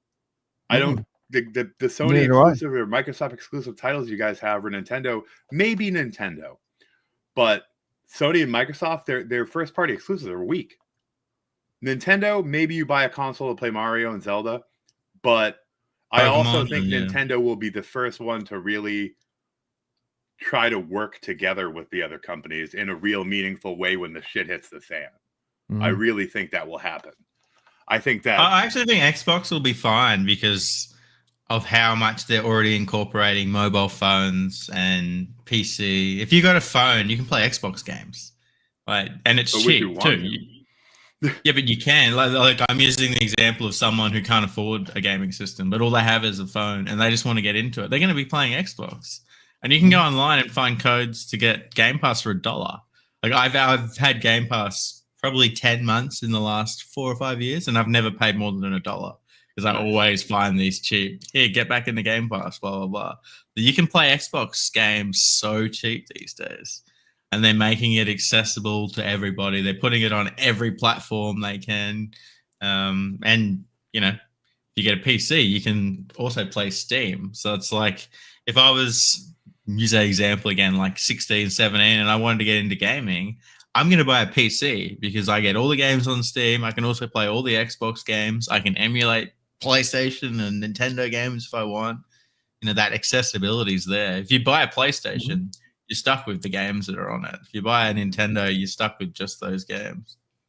Yeah, and you can also edit videos. You can do a podcast. You can, you know, your PC. So many more things. You can do your schoolwork. You know, you can your homework, your uni work, whatever it is. Yeah, PC is definitely the way to go. I think they're going to dominate the future. The way So Nintendo, I believe, they're going to continue physical media longer than the other two. So I'm a ride or die with Nintendo. This will be the Nintendo Collectors Podcast next week. It will be at some point because I'll have no freaking choice. The day there will be no more PlayStation games. Sony don't have a disc in their console, which we're already at. You have to go and buy the disc drive separately. So the only way I'm buying a PS6 is if it's backwards compatible and it has the option for a disc drive. I've already lost hope they'll come out with a model with one included, but maybe they'll throw us a freaking bone here, people, and they'll give us you'll be able to order one online for an extra $100 like they're doing now. So if they do that and the PS6 is backwards compatible with my PlayStation 5 and my PlayStation 4 games, I'll buy one. If the PS6 comes out and it's an all digital console, I'm not getting it. I'm just not getting it. I don't care. I won't do it. But I will be getting a Switch 2 real soon. Hell yeah! You guys excited about that? By the way, you saw the accessories getting announced online and everything. It's happening. I'll get excited once it's been announced because we've been talking about it for a year at this point. I'm excited. I'm starting to actually feel a little bit of the hype. I'm starting to feel. I read somewhere, I don't know if it's true, but I read somewhere the reason we haven't had the Nintendo Switch 2 announced is because they don't know when Grand Theft Auto 6 is going to get announced, and they don't want to release it around the same time. Don't know if that's true or not, but that could be. Well, what if GTA 6 isn't available on the Switch? Maybe it won't be. That's why they want to time it differently. Yeah, and they don't want people to be pointing that out. They don't want that to be a topic of discussion with their new console. They're like, "Oh, you get the new Switch? It doesn't play the new GTA, so no, I didn't get it." You know what I mean? Like but I think GTA is coming out like next November or something like that, and I think that we'll see the Switch 2 in like March. So that's my. We may see a trailer to GTA 6 this week. So if you look at like the time from the trailer from Grand Theft Auto 5, it was like 350 days or something. And that's how many days it's been since we had the first trailer. So if they go on those, we may get the trailer in the next couple of days. Are you guys super excited about that? Yeah. Super excited for it. Like everyone, everyone's a fan of Grand Theft Auto. I'm not. I don't know. Like I am and I'm not. Like I would like to be. But like I know it's going to be a tempered, watered down version of what we are used to as GTA. It is impossible to release a GTA game in 2024. It's not possible. To make it like it's supposed to be, what it should be, can't have that. And there's already been controversy of leaks and all that stuff that you saw, where they said that they told them to be less crude to minorities and trans people. That was the messaging. You got to be less crude. And on theory, that sounds great. You should be less crude, unless you're talking about a GTA game, and then it shouldn't be less crude. It should be crude. I'm sorry. I know it's supposed to be ridiculous and offensive and rude and crude. It's about whores and drugs and murder and stealing and blowing cops up with machine guns and bazookas. It's not supposed to be polite. It's not. Let's hope that they go down the road of pissing everyone off and using that as a marketing technique like they've done in the past. I don't have as much faith as I used to because they're run by shareholders these days. But the whole game was the whole marketing push for that game was the controversy. Like you said, it was thriving off of the controversy. So if that game comes out and the news articles the next day, this game needs to be banned, then that game's going to do well. That's what it needs. And I know that people aren't used to that, but that's just how it was. Like, oh man, dude, the 2000s were so different. When I was talking, when we had Gaming Off the Grid here, I was watching this show. It's called Tripping the Rift. And it's like this old cartoon that was on like Sci-Fi or Cartoon Network or whatever. And like this show is so offensive. I couldn't believe the jokes. I was like, wow, this show is actually trying to offend you. And you just, it honestly was refreshing. It was like, I forgot what it was like to give zero fucks, like the freedom That the joy they must have felt being able to tell whatever jokes they want and to be as mean as they want and stupid as they want. I'm like, oh man, it's just, I don't know. I miss it. Like, we're so coddled nowadays where everyone's so scared of offending people. And it's just like, dude, why? Like, who cares if people are offended? Who cares if people bitch on the internet? You want to know what happened? You want to know how I deal with people bitching on the internet? Ready? Take this thing. And I put it over here. Done. Go ahead. Bitch till you're blue in the face, shit your pants, cry in the corner. Have fun. Not in my world. You ain't in my head. Goodbye. Like, it doesn't matter. Man, like I said, people don't understand marketing. I don't understand who's running businesses these days. I feel like nobody knows how to make money anymore. They're just all crazy people. But you guys want to get into some game pickups for the week? Sure. Yeah, we do have Ananta, which is like an anime titty version of GTA. Gotta go first, Jen? Yeah, sure. I only have like 3 things, so it'll be super quick. So the first thing I got, I don't know if you guys have heard of this. It's the best release in ages. Solid release. Nothing wrong with it at all. I got the Tomba special edition. The one that you guys he was just bitching about. It's like, a stupid piece of crap's broken. It doesn't work. Blah, blah, blah. So this does work. It supposedly has some glitches in it or some bugs or something like that, where you could potentially like freeze your game or break it or whatever. But that doesn't mean like it doesn't work. It doesn't mean like you put this in your PlayStation and it won't work without the update. That's not the case. The fixes and stuff, the patches, it is a download. And yes, I do wish it was all on the disc, but just so you know, it's not like completely broken or whatever. And also, I'm a big fan of Modern Vintage Gamer, that guy on YouTube, if you know him. I like him very much. I think he's very cool. And his game engine was used to do this. And hopefully, you know, they can learn from this, do stuff better in the future, make their releases in the future more solid. So I was initially disappointed that I missed out, and now I'm glad that I didn't buy it. I wish I just bought the PS1 one, to be honest with you. Yeah. Now I'm like, well, let's relook at the PS1 version, because I want to buy a game that I can play without needing to rely on my console. So I was thinking about getting the PS1 and PS2 because the sequel is not out either. Tomba 2 is not on this. I was gonna pick those up, but they're pretty expensive, like $150. But they were, you know, I played them. They're great games. Like, I would absolutely have added them to my collection. And I thought this would be great, nice and cheap, $40. I can play it high def, you know, HDMI. I won't have to buy the PS1 copy, but now here we are. And yeah, I'll probably still have to buy the PS1 copy. It's disappointing because we got like the Klonoa games done on the Switch and the PS4, and they were great. I played them, had a blast. Absolutely. Like, I never bought them originally, always wanted to play them, and I got to experience them for a normal price, you know. Thought, sweet, get to do the same for Tomba. No. Well, I mean, you do updates and blah, blah, blah, but that's not the idea behind something like that. So next thing I got was Sam and Max Beyond Space and Time. And this thing's pretty hefty. There's got to be some stuff in here. Let me tell you. I can tell there's like a manual in here or something, maybe a keychain or some shit. I probably will open this because I really do want to play it. This is like a point and click adventure type game. Oh, nice. If you're unfamiliar with these. Really good. I think there's 2 or 3 of them they've released so far. And I have the other one, so I wanted to pick this one up too.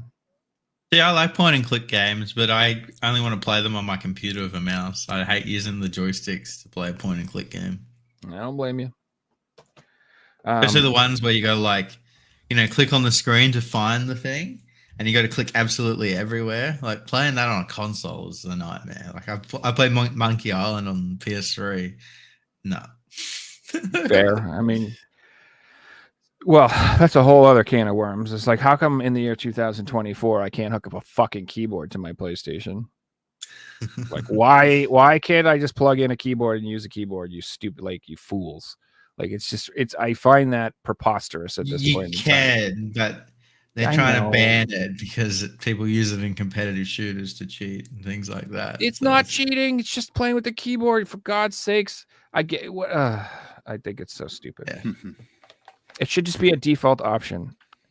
And then if Sony wanted to, they could do what they always do. They could come out with a Sony PlayStation keyboard, and they could charge $150, and then they could have come out with the 30th anniversary keyboard, and it could have it would have been And a great. mouse and a blah, blah, blah. $250. And then it really is a computer because there's no difference between that and the actual computer that we use. These ones just can only do a certain amount of things. I'm with you though, Figsy. There are certain games where I want a keyboard and mouse. Like I hate playing FPS games with the controller. I Like can't Civilization or something. I do not want to play Civilization on my PlayStation. I want to use a mouse and play it on my PC. Even like Stardew Valley, man, you can play with the controller no problem, but it's just far superior in my opinion with the mouse and keyboard being able. Or like Core Keeper.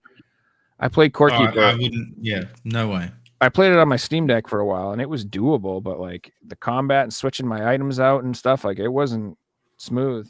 So I went over to the PC and I can like 55 hotkeys and have everything set. It was just so much better, dude. All right, and the last thing I picked up is not a game, but it's still awesome. I got the Batman 4 film collection, Nice. 4K, 1989 to 97.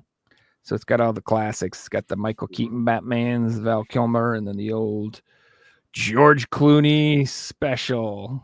My second favorite era of Batman movies behind the 2000 ones. Yeah, I mean, I feel like most people, I think the Christian Bale ones are the best Batman movies, obviously. The Christopher Nolan ones or whatever. I think they're the best. And then the Michael Keaton ones, 1 and 2, are amazing. 3 with Val Kilmer and Jim Carrey, it's not bad. It's all right. And then 4 with George Clooney, it's just a disaster, man. God, is it bad? Have you seen it? Obviously, I'm assuming you guys have seen all these. Yeah, I've seen them all. The Freeze, Poison Ivy. Arnold is so bad as Mr. Freeze. What a bad. Why would you? Oh, what a bad acting. What a bad casting job. It's like, what are we looking for? We're looking for this guy who's like super emotional. He lost his wife. He's a super genius scientist, and his wife is, who should we get? We should get Arnold. No, dude. Get to the chopper. No. You shouldn't. Why would you? The only worst casting that I've seen in my life was the new Borderlands movie. Oh my God. We got to get Roland. Who should we get? Roland. The giant, jacked black guy who kicks ass. Let's get Kevin Hart. I'm like, what? Wait, what?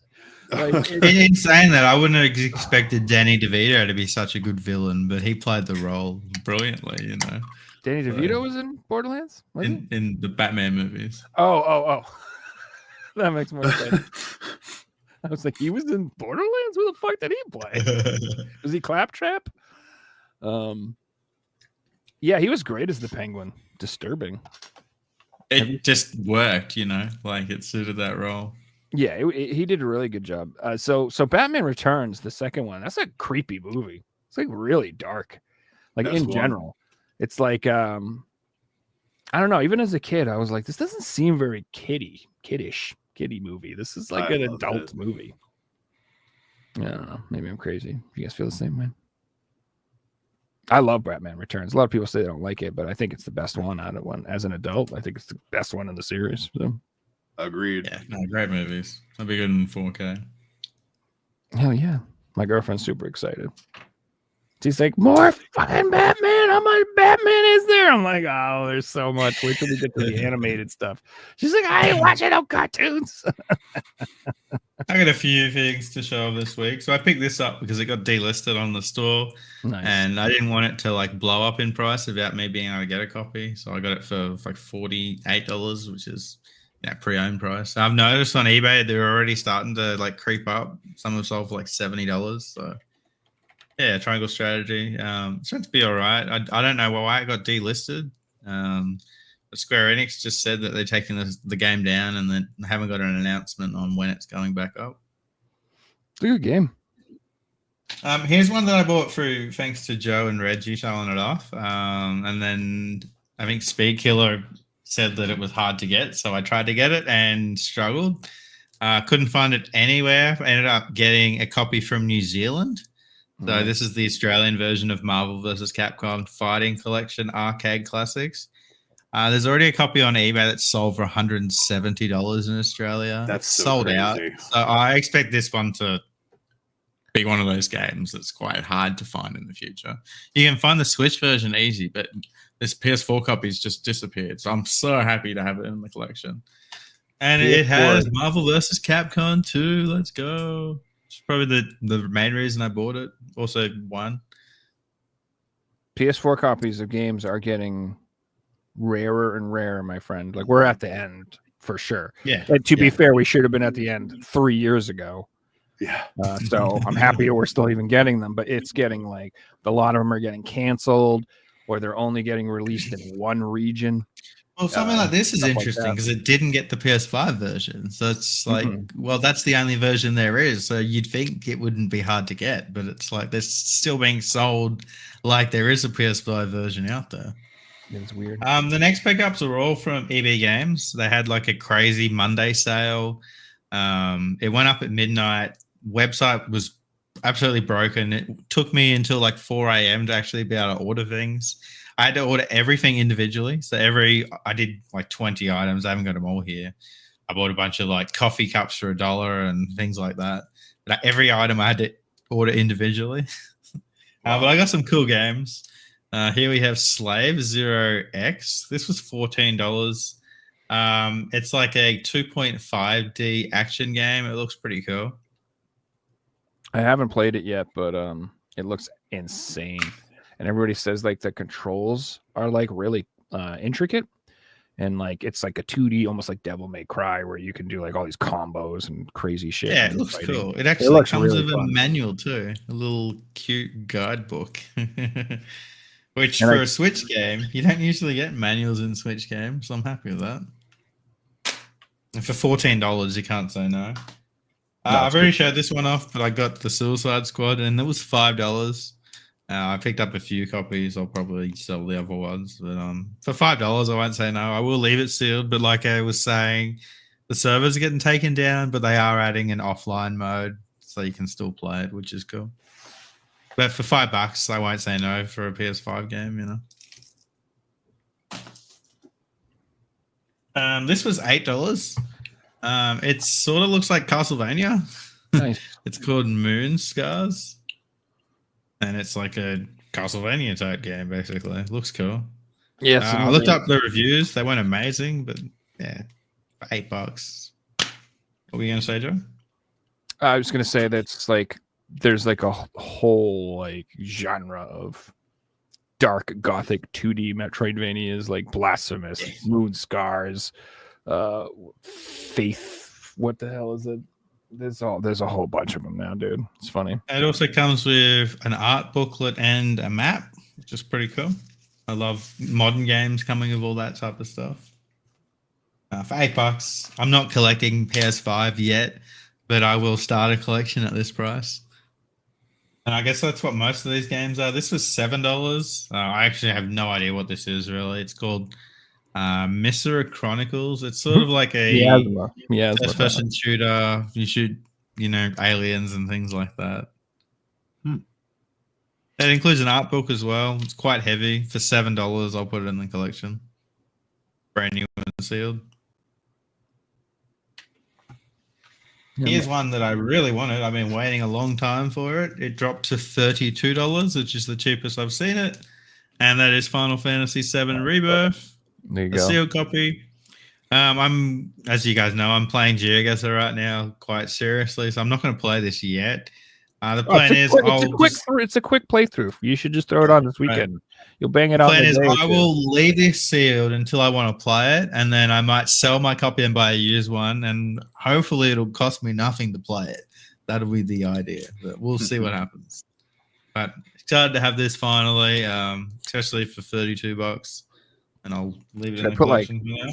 I told you I put like 160 hours into that game or something. Crazy. And I intended to do everything in that game, and nah. Just after You always after get one of those 160 hours, I intentions. was like, okay, I'm done. No more Final Fantasy, please. Where I want to see credits, motherfuckers. Let's go. So yeah. So I did my orders on Sunday night, picked them up Monday, and then Monday afternoon they were doing like every hour we're gonna clear out games. So it was obviously a sale to clear out stock, but you could get some good deals. And I ended up getting Small Land Survive the Wilds for $5. I got It's another one of those like you shrink down, you small and insect type games, which seems to be popular right now. There's a few of them that are all the same. But for $5, I won't say no for a PS5 game, that's for sure. And again, it's got a booklet. So we're getting a trend here. All the games have got manuals. Is that exclusive over there? I don't think I've ever even seen that. No idea. I'd never heard of it before, I'll be honest. It's available over here. I was on sale on Woot for a little while. Woot woot. Most of the stuff I bought either for Christmas presents or for eBay or for the kitchen. But I bought this for the collection, and it was a Zelda glow-in-the-dark controller, and it was $14. So I'm not going to say no for a $14 Switch controller. It is corded, but usually when I'm playing the Switch, it's on a monitor or something, so it doesn't bother me personally, having a cord compared to a wireless one. But I'll probably just leave this sealed, leave it for the collection. So I love Zelda. It's a cool controller. Yeah, and that's all we got. Some cool stuff in there. There's not. Hey, it is always good to have a corded controller, especially if you stream and if like you're trying to do something that's important. Because I used to play The Binding of Isaac religiously, and I used to do Eden streaks, which is you just try to win as many times as in a row without dying. And I was using a wireless controller one day, and the controller died, and my character went wee and just ran across the screen, and I lost like a 200 win streak, and I lost it because my character just ran off and died, and I was like, I'm never using wireless again. I was like, it's plugging in. F that. Like I was like, that was it. So now You're taking me back to when I played PUBG, and you'd be 1-on-1 at the end on Xbox, and the batteries would die, and you just see the dude like run into the blue and kill himself. Like it was a thing. It got that popular that would happen that often that people would know when people's controllers would die and be like, I won because I could see the dude just running and his controller must have died. Yeah, dude, that's yep. All right. So I got some pretty good pickups over the last couple of weeks, even though I shouldn't be buying games. Hey, so we're streaming Tales of Berseria, and we got to talking about the origins of the Tales games. So I picked up Tales of Fantasia, came with, again, not complete, but beautiful book. I got that for like $25, plus like a couple dollars shipping. So that was pretty cool to have. And like I said, it works great with the Retron or the Game Boy player on the GameCube. And then I picked up, this was pretty cool because it completed. A repro. No, that's a real thing. I didn't know that game came out on Game Boy Advance. No. Yeah. And then I got so into it, I actually have on order, I think it's going to come in tomorrow or the next day, the cross edition of the game that has an extra character and some more story. Character named Rondaline. She looks really cool. It's in Japanese, but it's PSP. And again, like the game's pretty straightforward. And if you've played through the beginning of it, you really don't need to know the text. So other than the few new parts that were added, I think I'll do all right and be able to get to the part where I can use her because she looks neat. And then this completed my Metal Gear Solid collection. I have everything now. I picked up these two. Metal Gear Solid 2, Sons of Liberty. Nice find. And I got that one for 10. And then I got this one at a pawn shop. I got this, I want to say, for like $5. And this is Acid.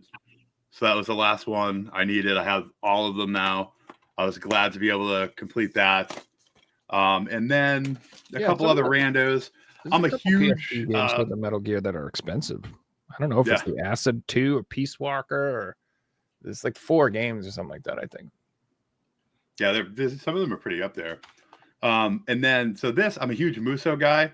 I had never tried any of the Sengoku Basara games, the Capcom, basically, Dynasty Warriors, for Samurai Wars. And I finally picked one up. This was in GameStop the other day.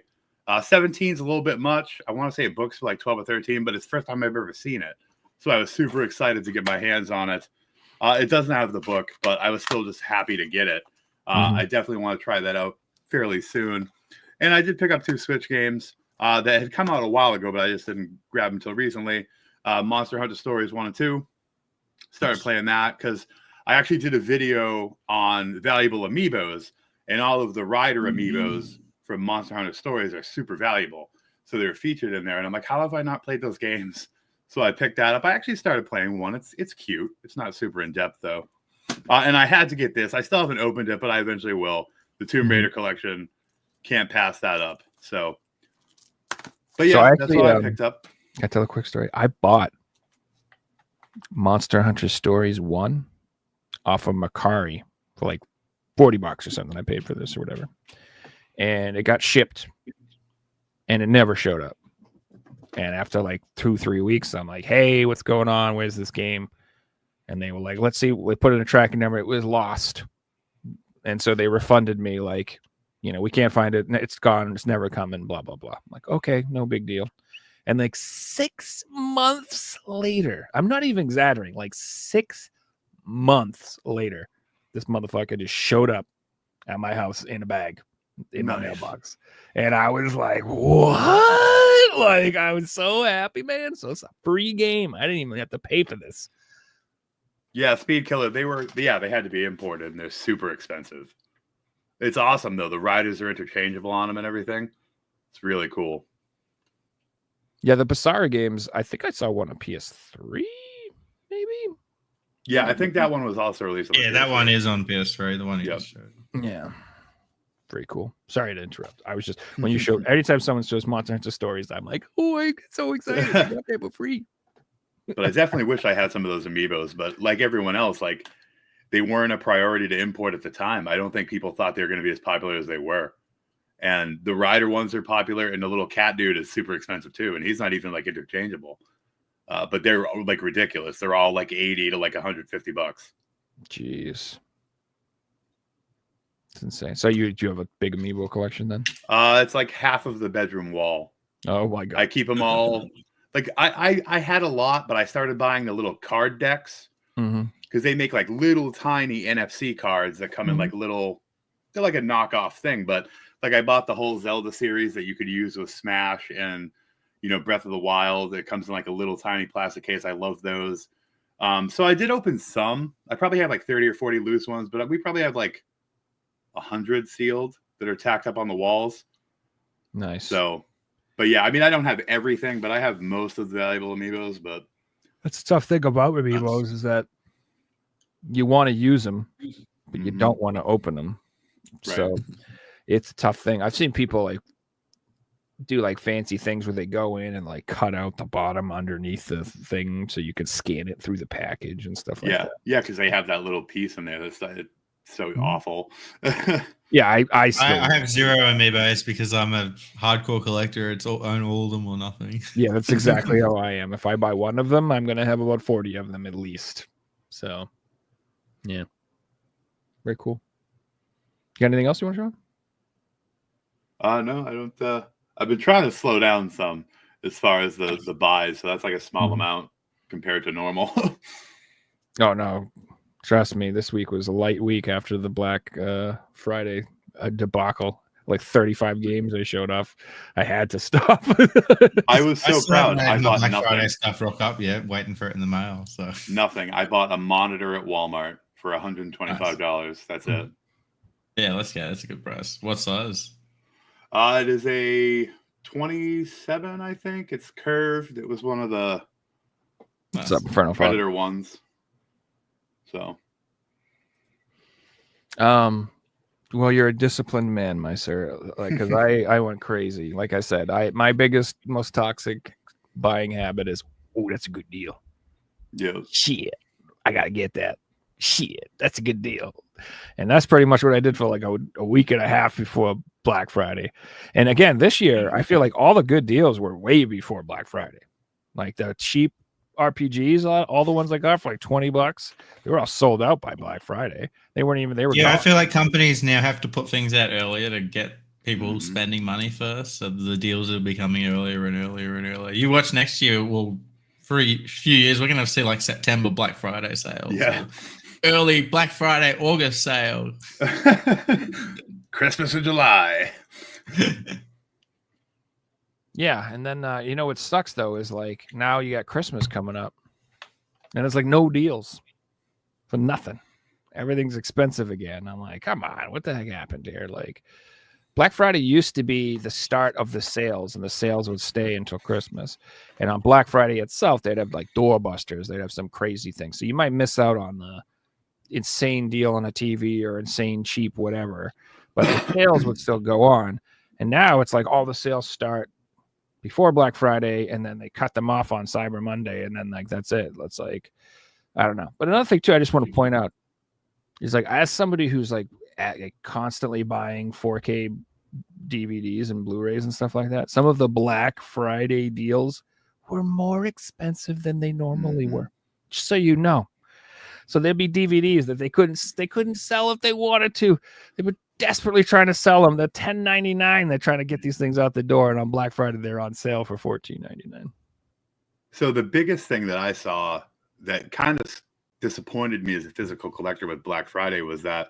So I've been a manager with Walmart for 25 years almost. That's been my career, and I have seen over the years the shippers of games and movies that we would get every year go down and down and down. And then this year, for our Black Friday morning sale, we had one single PDQ of games. I counted 30 games in it. And nothing that was crazy. The best thing in there was the Sonic Generation Shadow that was like $10 off. They sold out right away because it was only one PDQ of games. But I remember 10, 15 years ago putting out like 30 PDQs of games and being terrified to cut the wrap off of it because like maniacs were like assaulting you.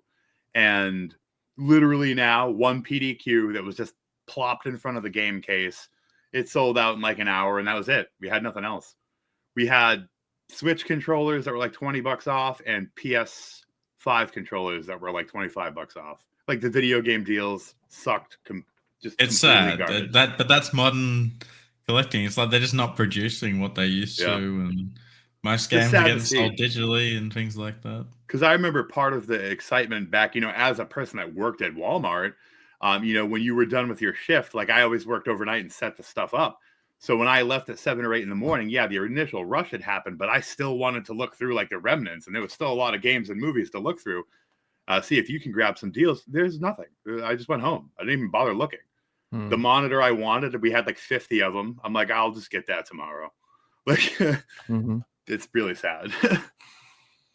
Yeah, it's nothing like it used to be. I remember I used to do private security for a while, and like they would ask you to do random odd jobs every once in a while. Do you want to do this? Do you want to do that? Do you want to do that? And they would always ask me like, we'll pay you triple time to do Black Friday. And I'd be like, nah, no. Yeah. Nah. I'm like, I'm like, that's actual work. Like, that's like, I would actually have to like secure, like, and like control people and shit. Like, for real. I'm like, and I don't do my job. Well, yeah, I mean, no, security, 99% of it's just theater. You're not doing anything. You're just there they don't want you to do anything. It used to drive me crazy. Like, you aren't like, say someone's stealing, like you can't just run up and tackle them. Like, you're not allowed to. You have to like, I had to work with the police all the time and get them to stop people, and it was such a fucking pain in the ass. I'm like, you can't even freaking regulate. What's the point of this? It's stupid. So I say that, Joe. I worked in a supermarket like this is probably like 2018, and the security guard was this guy who was in the army for like 20 years, and he was like, he was crazy guy. So was I. I was stealing one day. He put him in a headlock and held him down for like 10 minutes and called the police. Well, you weren't supposed. I didn't say I didn't do stuff like that. I just said you weren't supposed to. Joe will mess you up. I didn't. I never hurt anybody. I just scared people. I was very good at filling up a doorway and not getting through it. So that's the key. If they do anything to you, you are allowed to respond. So what you would do is I would stand in the doorway, and if you tried to get by me or touch me or whatever, I'd be like, you assaulted me first. And so I had to take them down. You know what I mean? But I wouldn't let them leave. Like they didn't have an option to not do that. Dude, one time this guy, he was working with this other guy and tried to steal baby formula. And I caught him at the door and I literally like ripped his shirt off as he was running out the door, and he went running down the street with no shirt on. It just made me laugh so hard. And it wasn't hard to catch him. I called the cops. I'm like, look for the fat guy with no shirt on running down the main road. That's him. Like, it was like, oh man. I have so many crazy stories from doing that job. But the best part about that job was when I used to watch the empty parking lots overnight doing security, because there were a couple car dealerships. People had been stealing like tires off of cars and stuff. They go in the middle of the night and steal shit from the cars. So they hired security to watch the parking lot overnight. And brother, I played so much PSP. Oh my goodness, did I get my money's worth out of the PSP? I would just You're getting paid to play PSP. Hell yeah, dude! I used to just chill in my car with the radio on and with my PSP, watching movies, playing games, and every like once in a while, I just have to drive around, check on things, make sure everything's locked up, make sure no one's screwing around. That's it. That's all I had to do. But I love it, bro. I mean, it is a boring existence. Let me tell you, it's not fun to sit there and just do nothing and play PSP. I mean, it is fun, but after a while, you're like, I want to go home. This is ridiculous. Like it's not stimulating. I would rather actually like have something to do than do nothing. I don't like to get paid to do absolutely nothing. It's fucking boring. So anyway. At least you took advantage of it and made it into something, you know. Oh yeah, it was fine for what guards who did it who didn't have the PSPs and just sat there the whole time. Oh dude, it was so sick. That's back in the day, man, when I like them UMDs, them movies, they were huge, dude. I loved watching movies on my little PSP, dude. I sit there in my car and hook it up to the little auxiliary jack audio and put to the speakers and watch Bad Boys and shit like that. What's that? Do you still have a lot of them? I don't have a lot of my UMDs. I traded in a lot of my stuff for my PSP back in the day. I only have like 20, but I treasure them.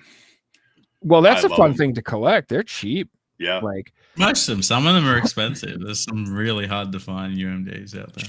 Yes, but I feel like it's still one of those things where like people won't know if they have expensive UMDs. I don't know. The only thing I don't like about UMDs is the people who are stupid who don't understand they're not games. And you'll go to buy like a PSP bundle and they're like, I have 15 games. I'm like, you have 5 games and you have 10 movies. Yeah. And I'm not giving you $20 a piece for these fucking crappy movies. That's not happening, friends. He's like, what are you talking about? I got 15 games. I'm like, no, you don't. I'm like, that is not a game, motherfucker. You have, American Pie. That is not a game. I wish it was, but it's not.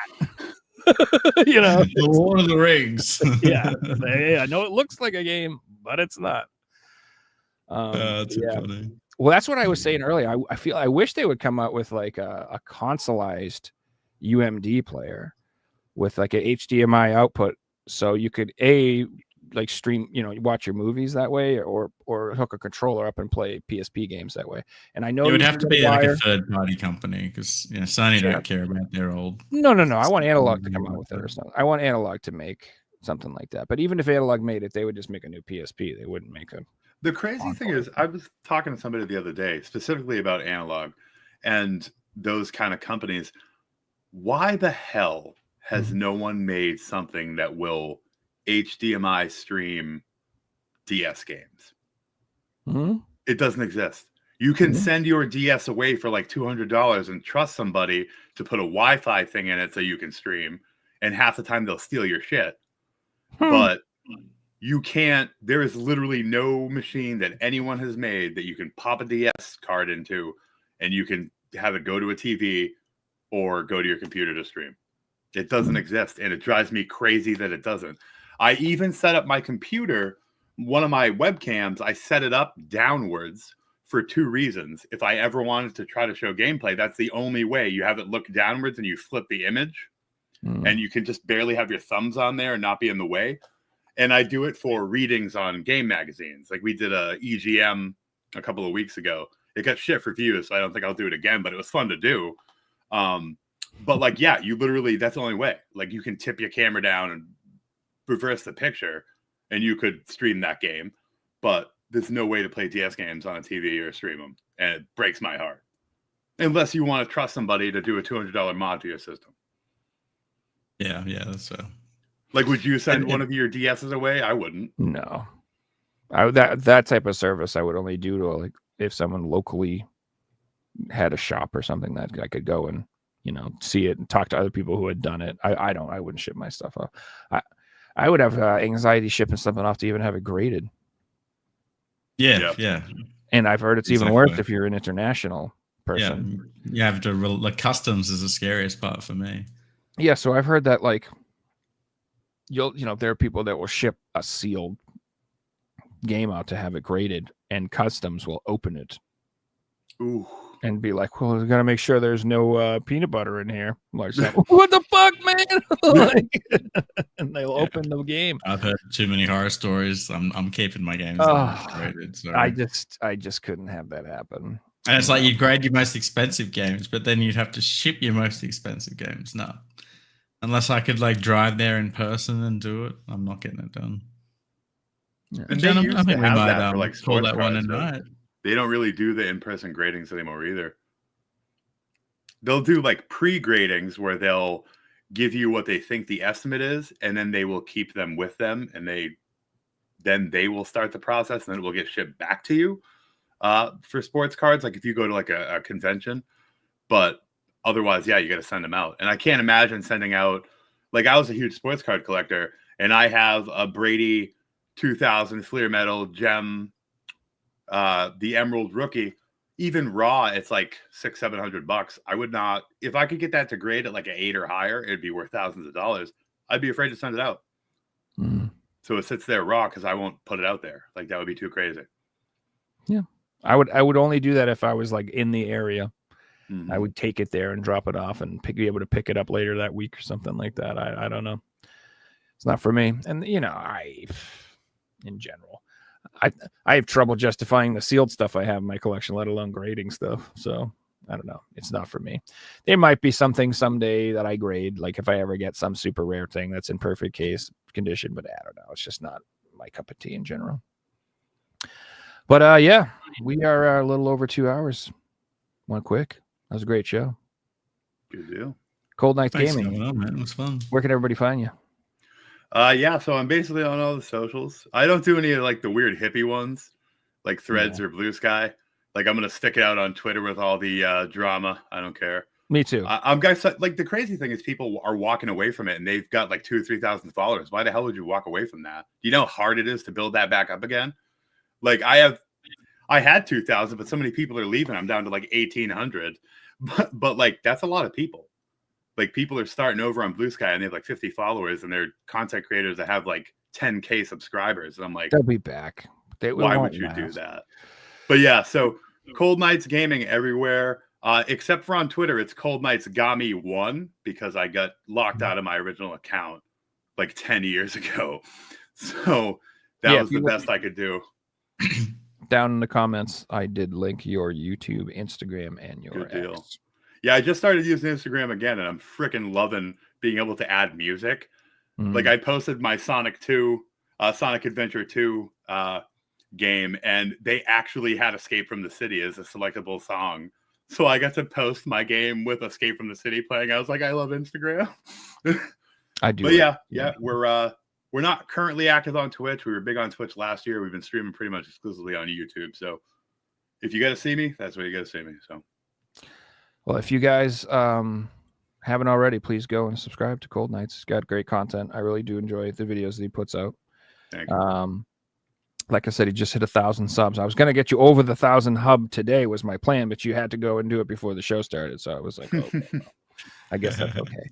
I do want to point out, though, just in general, our buddy Nerdy Nick from the N Squared podcast has been on the show. He's at like 990 subs right now, guys, like super close to 1,000. So if you are, watching right now and you haven't subbed to the N Squared podcast, I would appreciate it if you do that. Try to get him over to 1,000 before New Year's. I think that'd be really cool. and then I might as well shamelessly self-promote.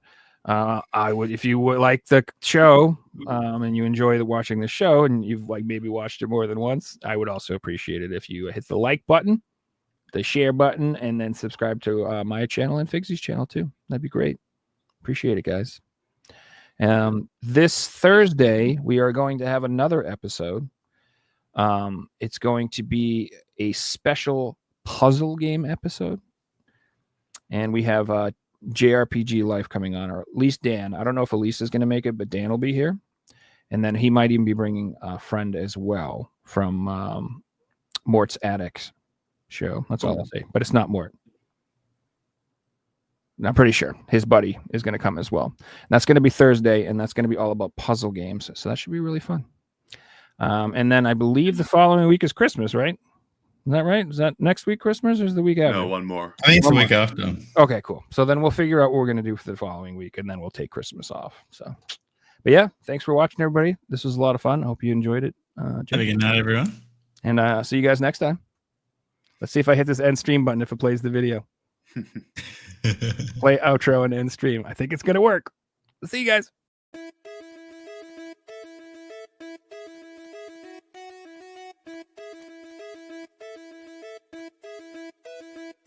You found the coolest place to be, the PlayStation Collecting Season. Come on, won't you stay with me?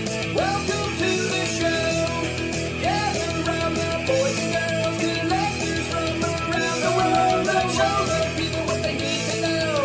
Welcome to the show. Gonna talk to guests, only got the best. Gonna put their knowledge to the test. Gonna laugh and eat, gonna live the dream. Gonna show you things you've never seen. Gonna sing the song to the break of dawn. Gonna rock this party all night long. So come on everybody, let me see you dance. Get yourself ready in the one more chance.